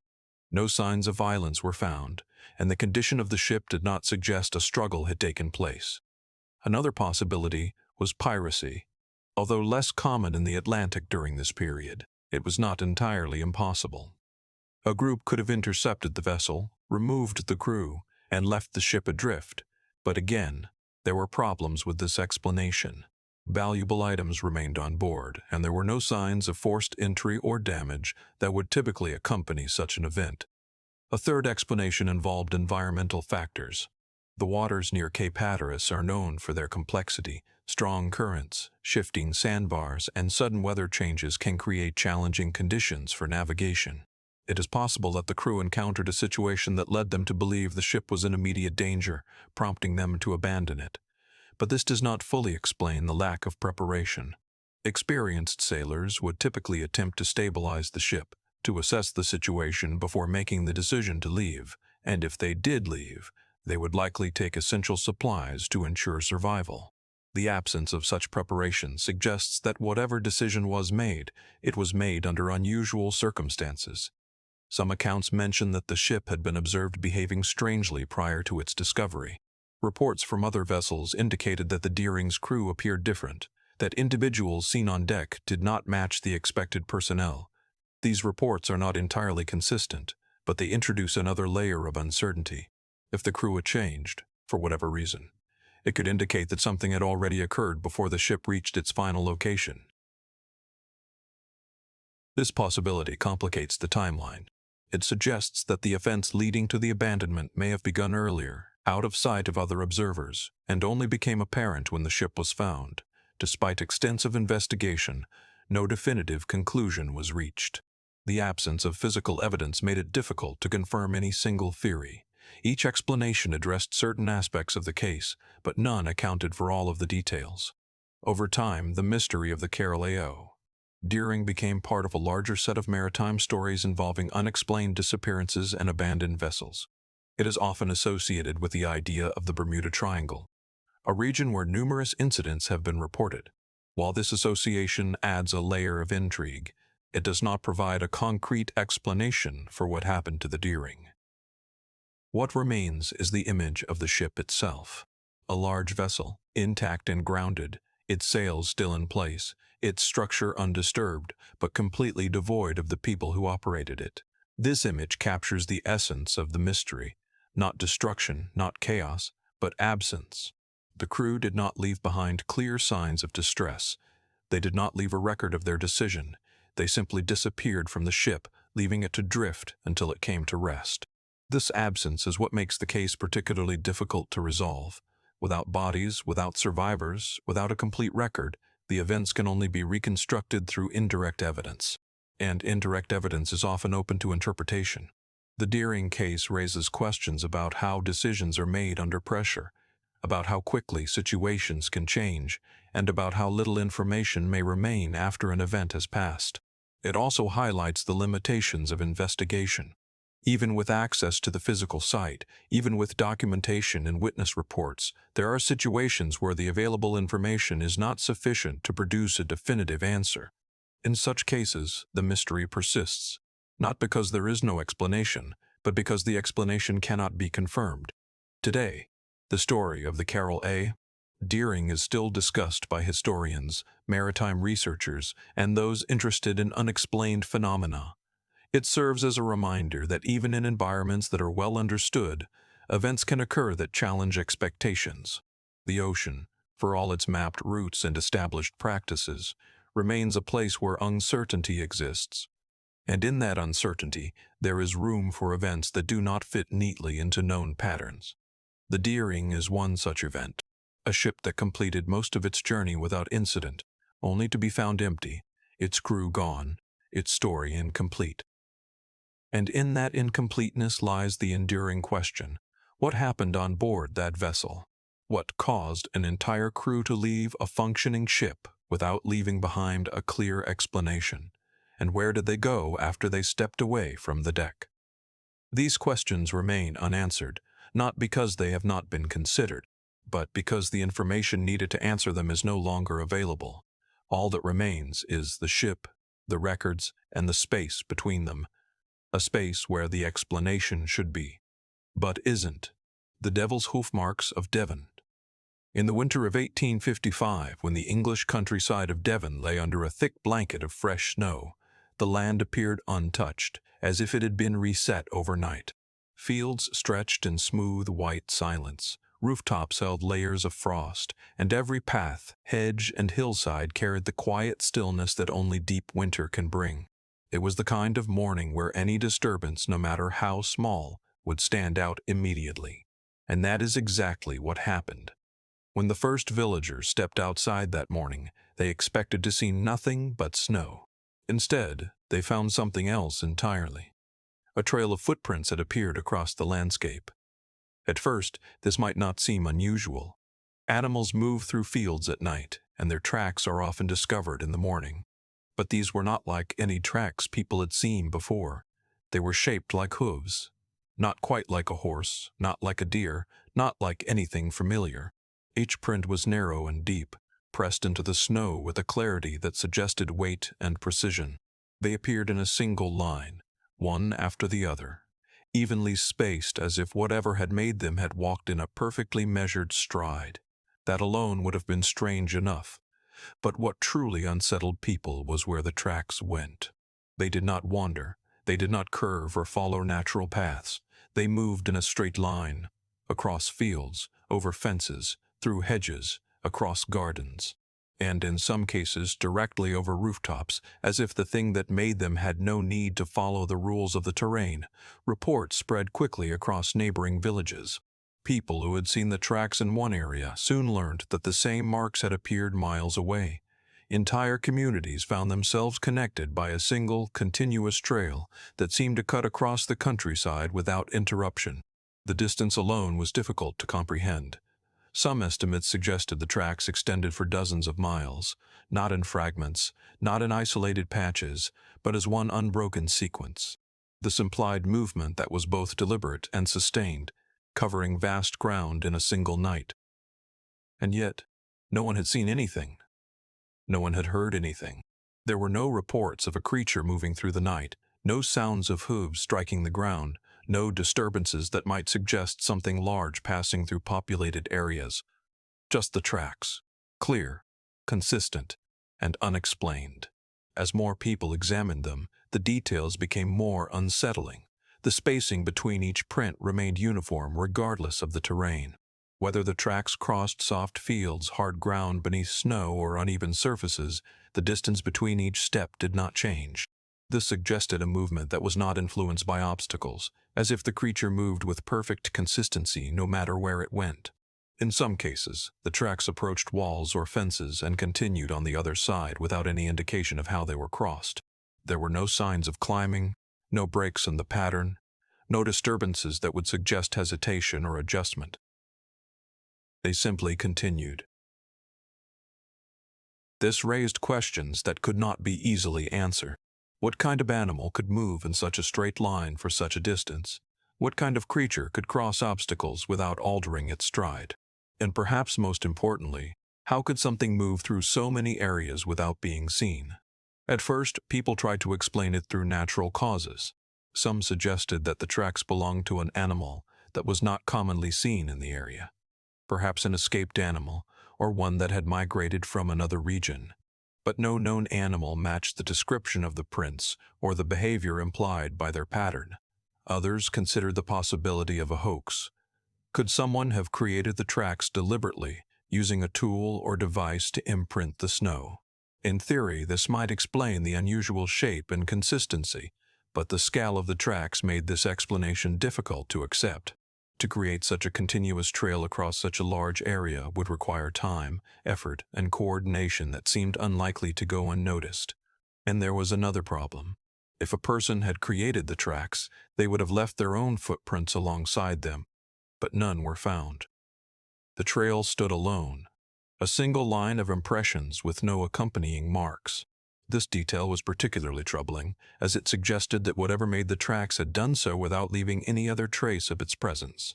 As the inability to explain the phenomenon through natural or human means became more apparent, the interpretation began to shift. People started to consider other possibilities. In the cultural context of the time, the idea of something supernatural was not easily dismissed. Stories of unusual events, unexplained occurrences, and entities beyond ordinary understanding were part of the shared experience of many communities. And so, a new explanation emerged. The tracks were said to be the footprints of the devil. This interpretation was not based on evidence, but on the nature of the tracks themselves. The hoof-like shape, the straight path, the ability to cross obstacles without interruption, all of these elements aligned with existing ideas about how such an entity might move. Once this idea took hold, it influenced how the tracks were perceived. They were no longer just unusual marks in the snow.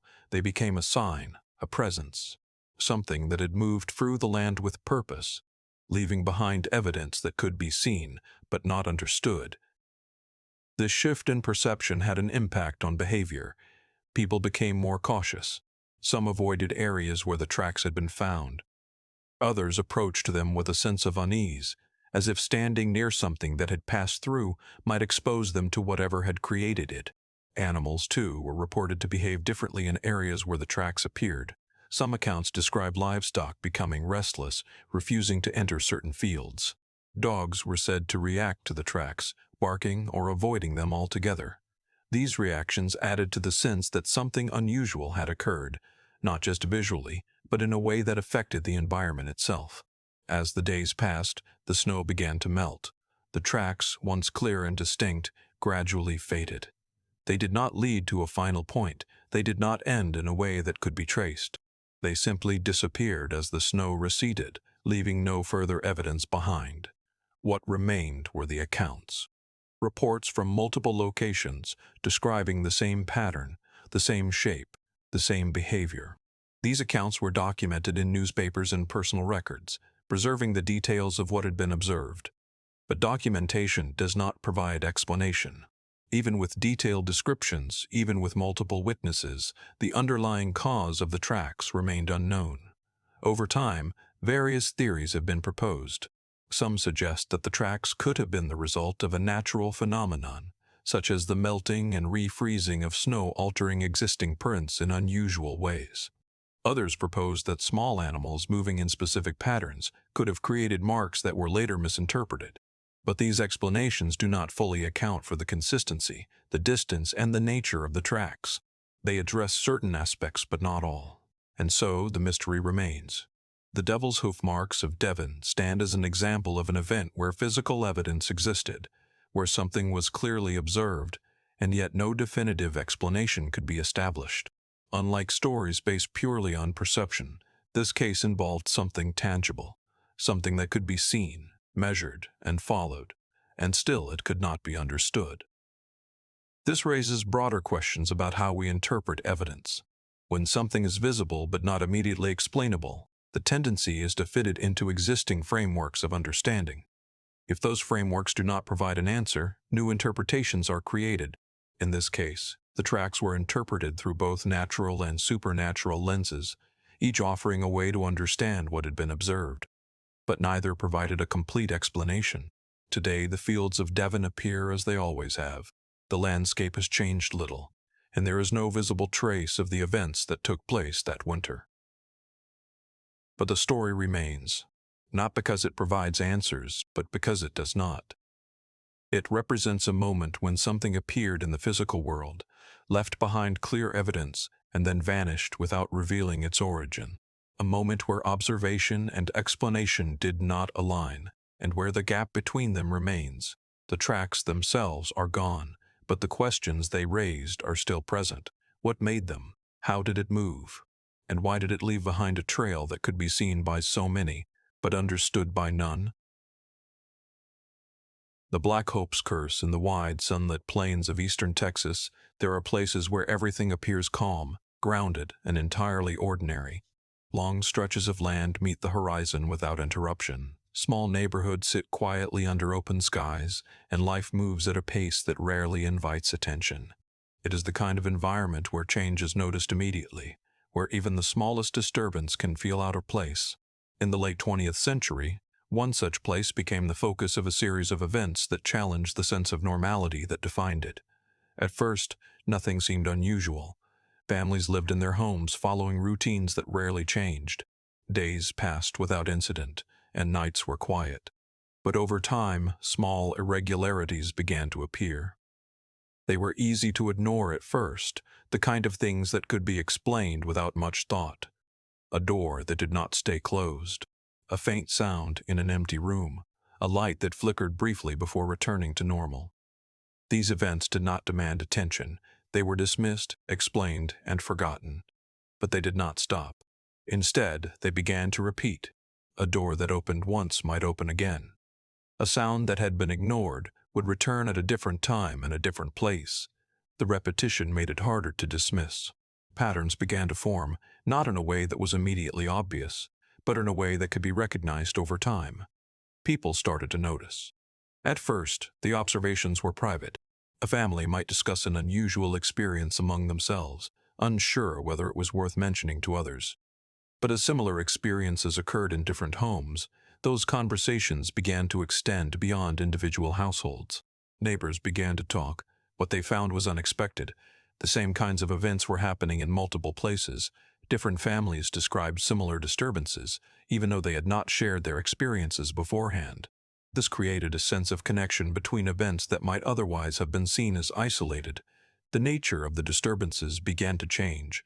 What had once been subtle became more pronounced. Doors did not just move slightly, they opened fully.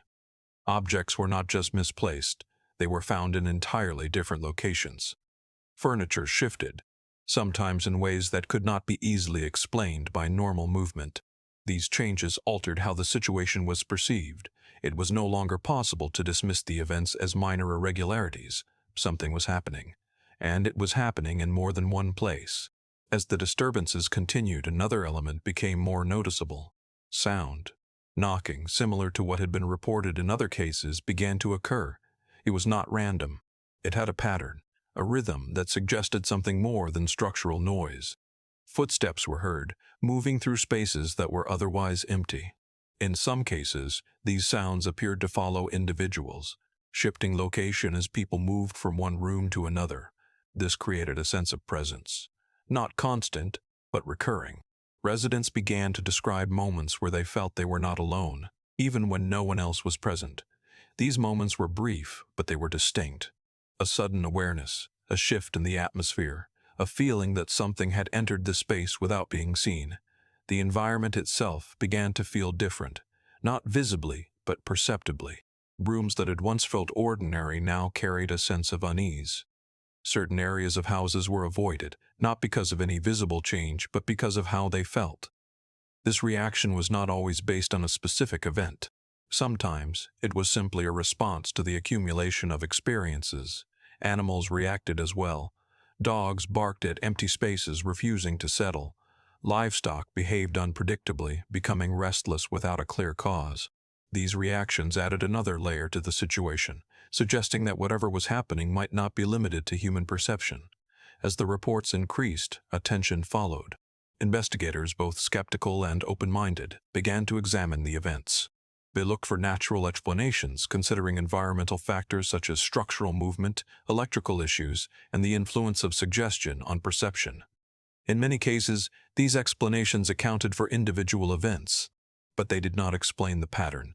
The consistency across multiple households, the timing of disturbances, and the combination of physical and sensory experiences suggested that there was more to the situation than isolated causes.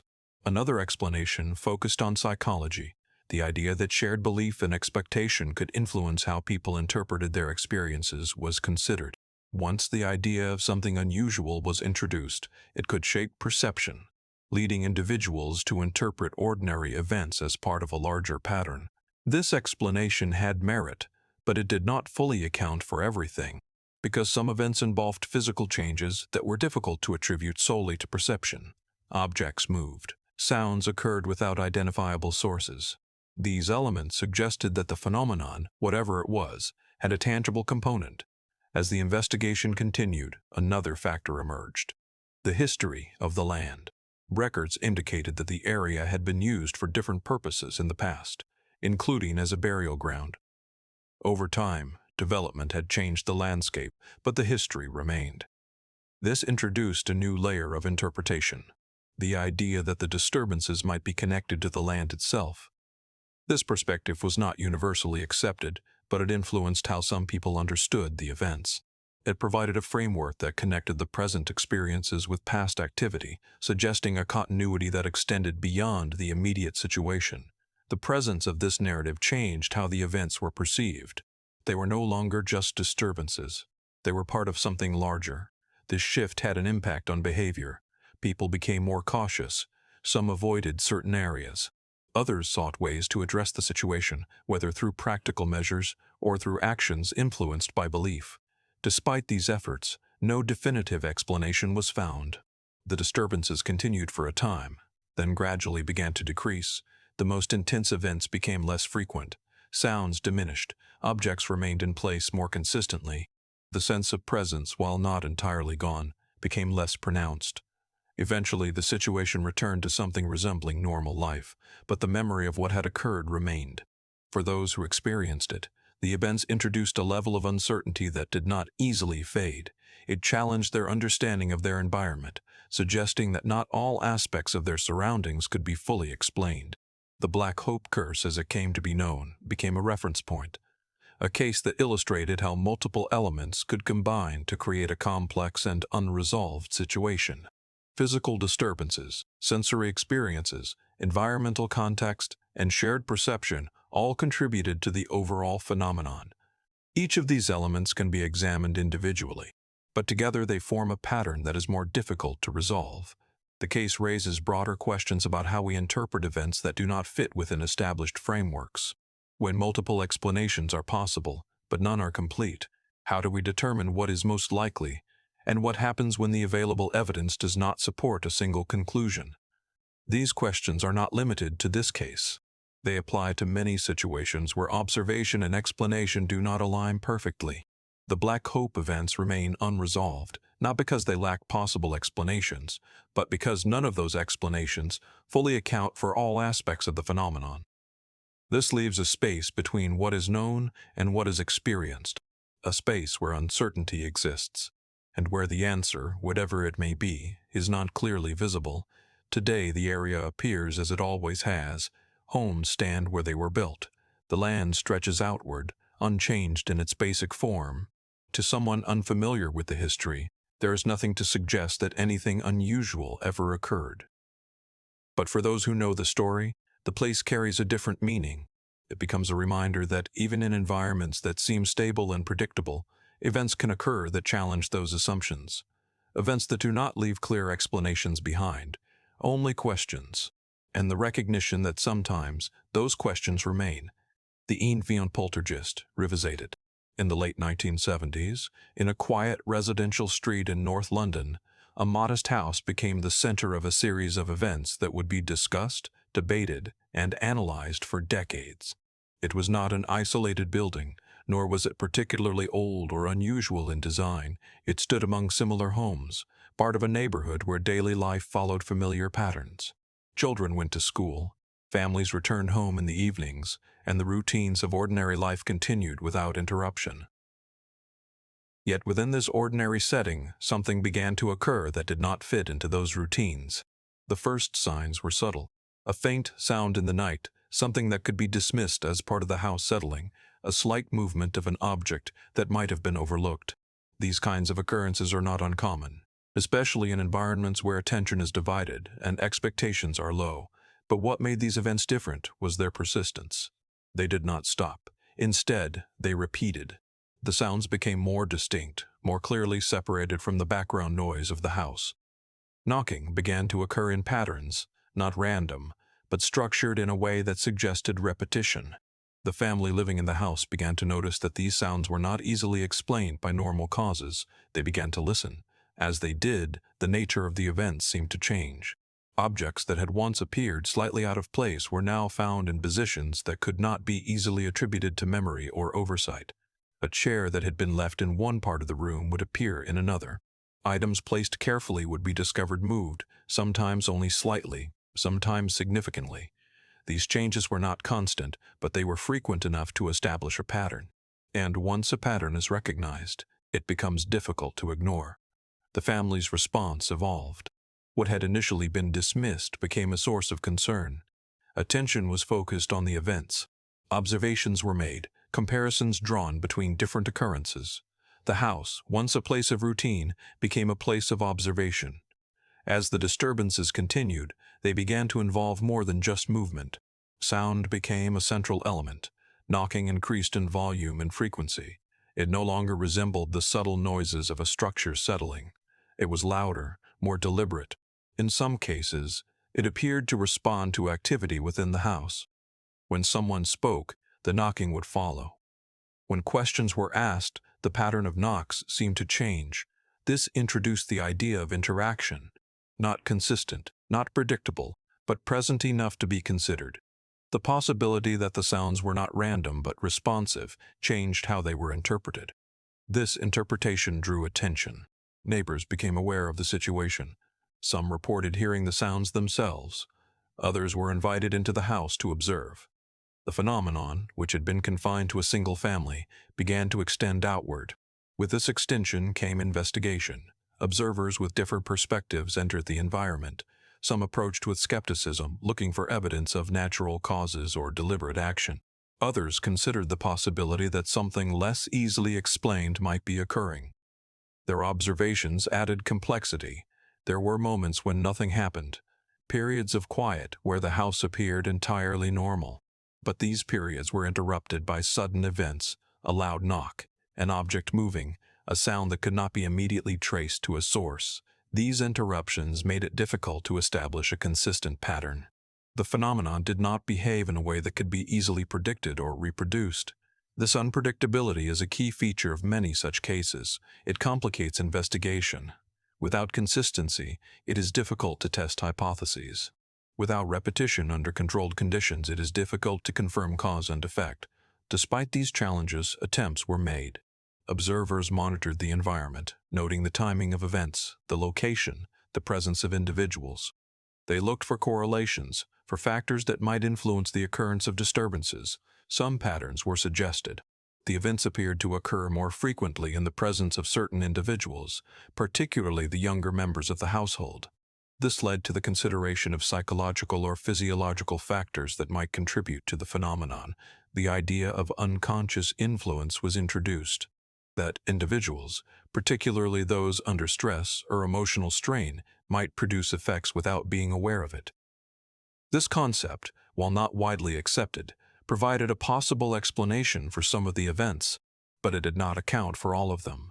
There were instances where multiple observers witnessed the same event simultaneously. Objects moved while being watched. Sounds occurred in locations where no one was present. These moments challenged explanations based solely on individual influence. They suggested something external, but what that external factor might be remained unclear. As the investigation continued, attention was also given to the possibility of deliberate action. The idea that some events might be staged or exaggerated was considered. In environments where attention is focused, where observers are present, there is always the possibility that behavior may change in response. Evidence supporting this possibility was found in some instances. Certain events could be explained through manipulation. Objects could be moved when attention was elsewhere. Sounds could be produced through means that were not immediately obvious. This introduced doubt. If some events could be explained as deliberate, then the reliability of other events came into question. But the situation was not resolved by this doubt, because even with the possibility of manipulation, there remained events that did not fit easily into that explanation. This created a dual perspective. On one side, there was evidence suggesting that some aspects of the phenomenon were not genuine. On the other, there were observations that resisted explanation through known means. The coexistence of these perspectives made the case particularly difficult to define. It was neither fully explained nor entirely unexplained. It existed in a space between. As time passed, the intensity of the events began to change. The most dramatic occurrences became less frequent. The sounds diminished. The movement of objects decreased. The house gradually returned to a state that resembled its original condition. This decline was gradual. There was no single moment where the phenomenon stopped completely. Instead, it faded, becoming less noticeable over time. Eventually, it ceased. The house remained. The family continued their lives. The environment returned to normal. But the experience did not disappear. It remained in memory, in documentation, in the accounts of those who had observed and recorded the events. The Enfield case became a subject of ongoing discussion.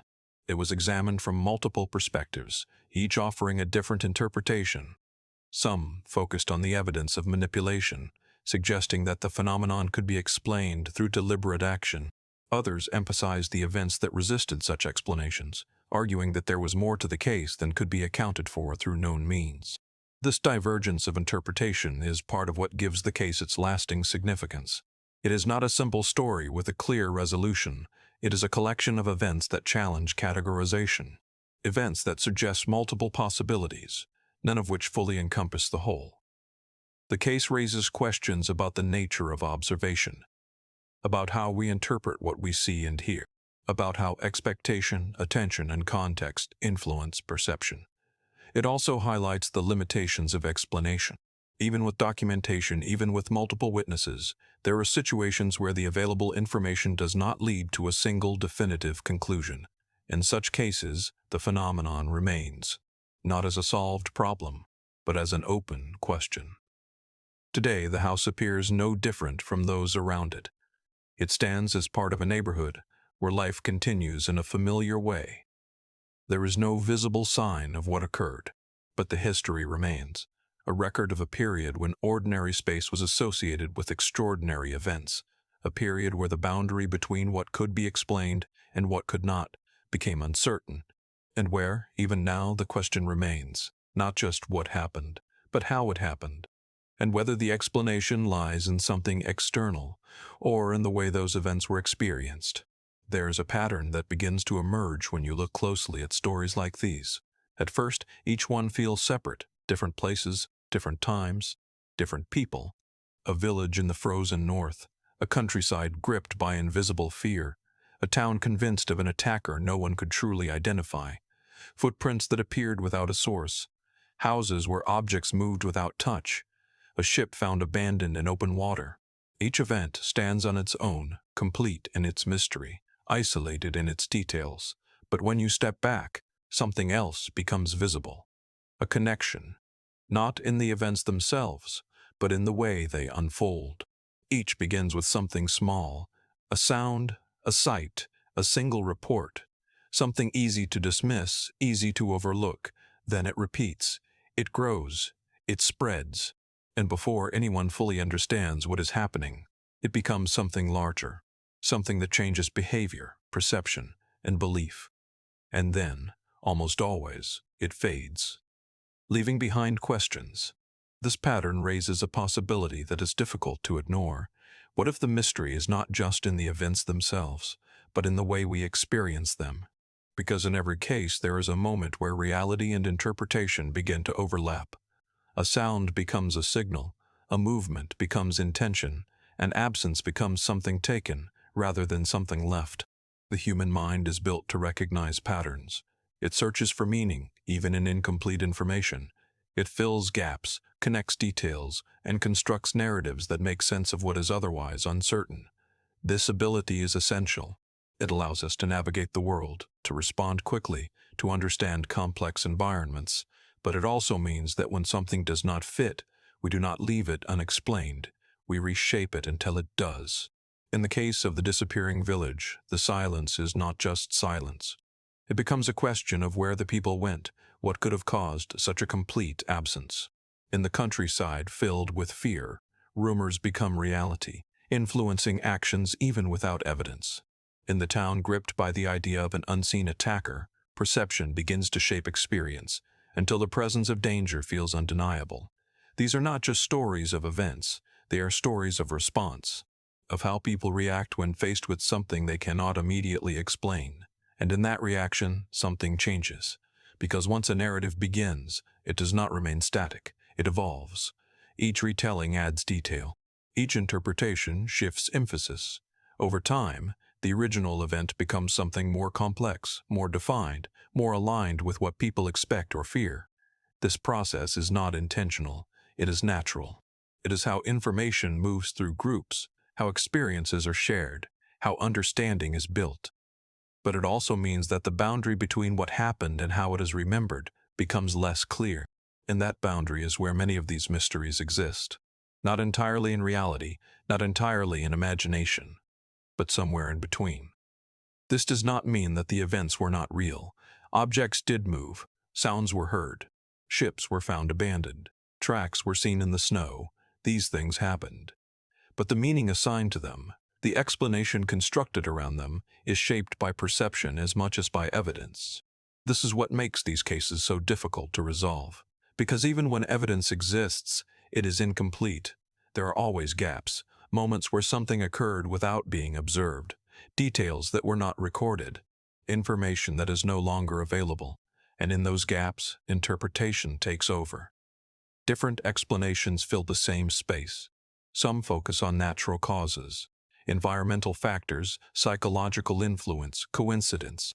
Others consider less conventional possibilities, looking beyond established frameworks to account for what cannot be easily explained. Each explanation addresses part of the mystery, but none fully resolve it, because the mystery is not just in what happened, it is in how it was experienced. Consider how quickly fear can spread. In the French countryside, entire communities reacted to a threat that was never clearly seen. In Halifax, people reported encounters with an attacker who may not have existed in the way they believed. In both cases, the impact was real. Behavior changed. Decisions were made. Lives were affected. The cause, however, remains uncertain. This suggests that perception itself can be a powerful force, not just influencing thought, but influencing action. And when that perception is shared, when it moves through a group, it can create a collective experience that feels as real as any physical event. This is not limited to fear. Belief, expectation, and context all play a role. In environments where certain ideas are already present, where certain explanations are accepted, new events are more likely to be interpreted in those terms. A sound in one context is dismissed. In another, it becomes significant. A shadow in one place is ignored. In another, it becomes something more. This does not mean that nothing unusual is happening. It means that the way it is understood is shaped by more than just the event itself, and that understanding can change over time. Looking at these cases together, another question begins to form, not about what happened, but about what remains. Because in most of these situations, the event itself is no longer present. The village is gone, but the absence remains. The fear has passed, but the memory persists. The tracks have melted, but the pattern is still discussed. The house is quiet, but the experience is remembered. What remains is not the event. It is the impact, the way it altered perception, the way it introduced uncertainty, the way it left behind a question that could not be fully answered. And perhaps that is the most important part, because the presence of unanswered questions changes how we view the world. It introduces the possibility that not everything can be explained immediately, that some events exist outside the limits of current understanding. This possibility can be unsettling, but it can also be necessary. It allows for exploration, for investigation, for the continued search for explanation. Without it, everything would be assumed to be known, and the unknown would not exist. But the unknown does exist, not as something distant or abstract, but as something that appears occasionally in specific places under specific conditions, moments where the expected pattern breaks, where something does not align, where the explanation is not immediately available. And in those moments, we are left with a choice, to accept uncertainty or to fill it with interpretation. Most of the time, we do both. We seek answers, but we also create them. We investigate, but we also imagine. And in that process, the mystery evolves. It becomes part of a larger narrative, one that includes not just the event, but the response to it. This is why these stories endure, not because they are unresolved, but because they cannot be fully resolved. Each generation revisits them, applying new knowledge, new perspectives, new methods of analysis. Some aspects become clearer, others remain unchanged. And the core questions persist, not just about what happened, but about how we understand what happens. Because at the center of all these cases is a single, recurring theme, the relationship between reality and perception, what we observe, what we believe, and how those two things interact. This relationship is not fixed, it shifts, it adapts, it responds to context, to experience, to expectation. And sometimes, in rare moments, it produces something that does not fit neatly into either category, something that exists in the space between. Those are the moments we call mysteries, not because they are beyond explanation, but because the explanation is not yet complete and may never be. So the final question is not whether these events were real. They were, in some form. The real question is something else. How much of what we experience is shaped by what is there, and how much is shaped by how we see it? Because if the boundary between those two is not as clear as we assume, then the unknown is not something distant. It is something that exists around us, quietly, occasionally, waiting for the moment when it becomes visible, not as an answer, but as a question that remains. As we reach the end of this journey, take a moment and think about everything you've just heard. Each story on its own feels unsettling. A single mystery, a single unexplained moment, something you can almost push aside. But when you place them all together, a pattern begins to form. Not a clear one, not something easy to define, but something that lingers. Because these weren't just stories. They were moments in time where something didn't behave the way it should, where people saw things they couldn't explain, heard things that shouldn't have been there, experienced events that left behind evidence but no answers. And maybe that's what makes them so disturbing, not the fear, but the uncertainty. The realization that no matter how much we understand about the world, there are still gaps, still moments where logic fails, still places where something exists just beyond our ability to explain it. And the question that stays with you isn't what happened. It's how often does this happen without anyone noticing? Because for every mystery that gets recorded, shared, and remembered, how many others are forgotten? How many are dismissed as coincidence? How many are experienced by someone who never tells anyone at all? Think about that. A sound in the night you couldn't explain. A moment where something felt off. A place that didn't feel right for no clear reason. Most of the time we move on. We ignore it. We explain it away. We choose comfort over uncertainty. But what if, just once, those moments meant something more? That's the idea that stays with you. Not loudly, not obviously, but quietly, in the background, long after the video ends. And maybe tonight, when everything is silent, you'll remember one of these stories, not the details, not the names, just the feeling that something, somewhere, doesn't quite fit. If you made it this far, it means you didn't just watch. You felt it. And that's exactly what these stories are meant to do. So before you go, I want to ask you something. Out of all the mysteries you heard tonight, which one stayed with you the most? Was it the one that felt real? The one that felt possible? Or the one that made you just a little uncomfortable, for reasons you can't explain? Let me know in the comments. I read them, and sometimes the most interesting stories come from you.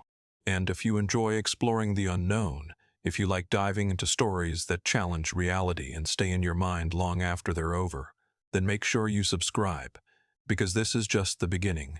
There are more stories, more mysteries, more moments that don't quite make sense, waiting to be uncovered. And next time we might go even deeper. Until then, stay curious, stay aware, and maybe keep a light on tonight.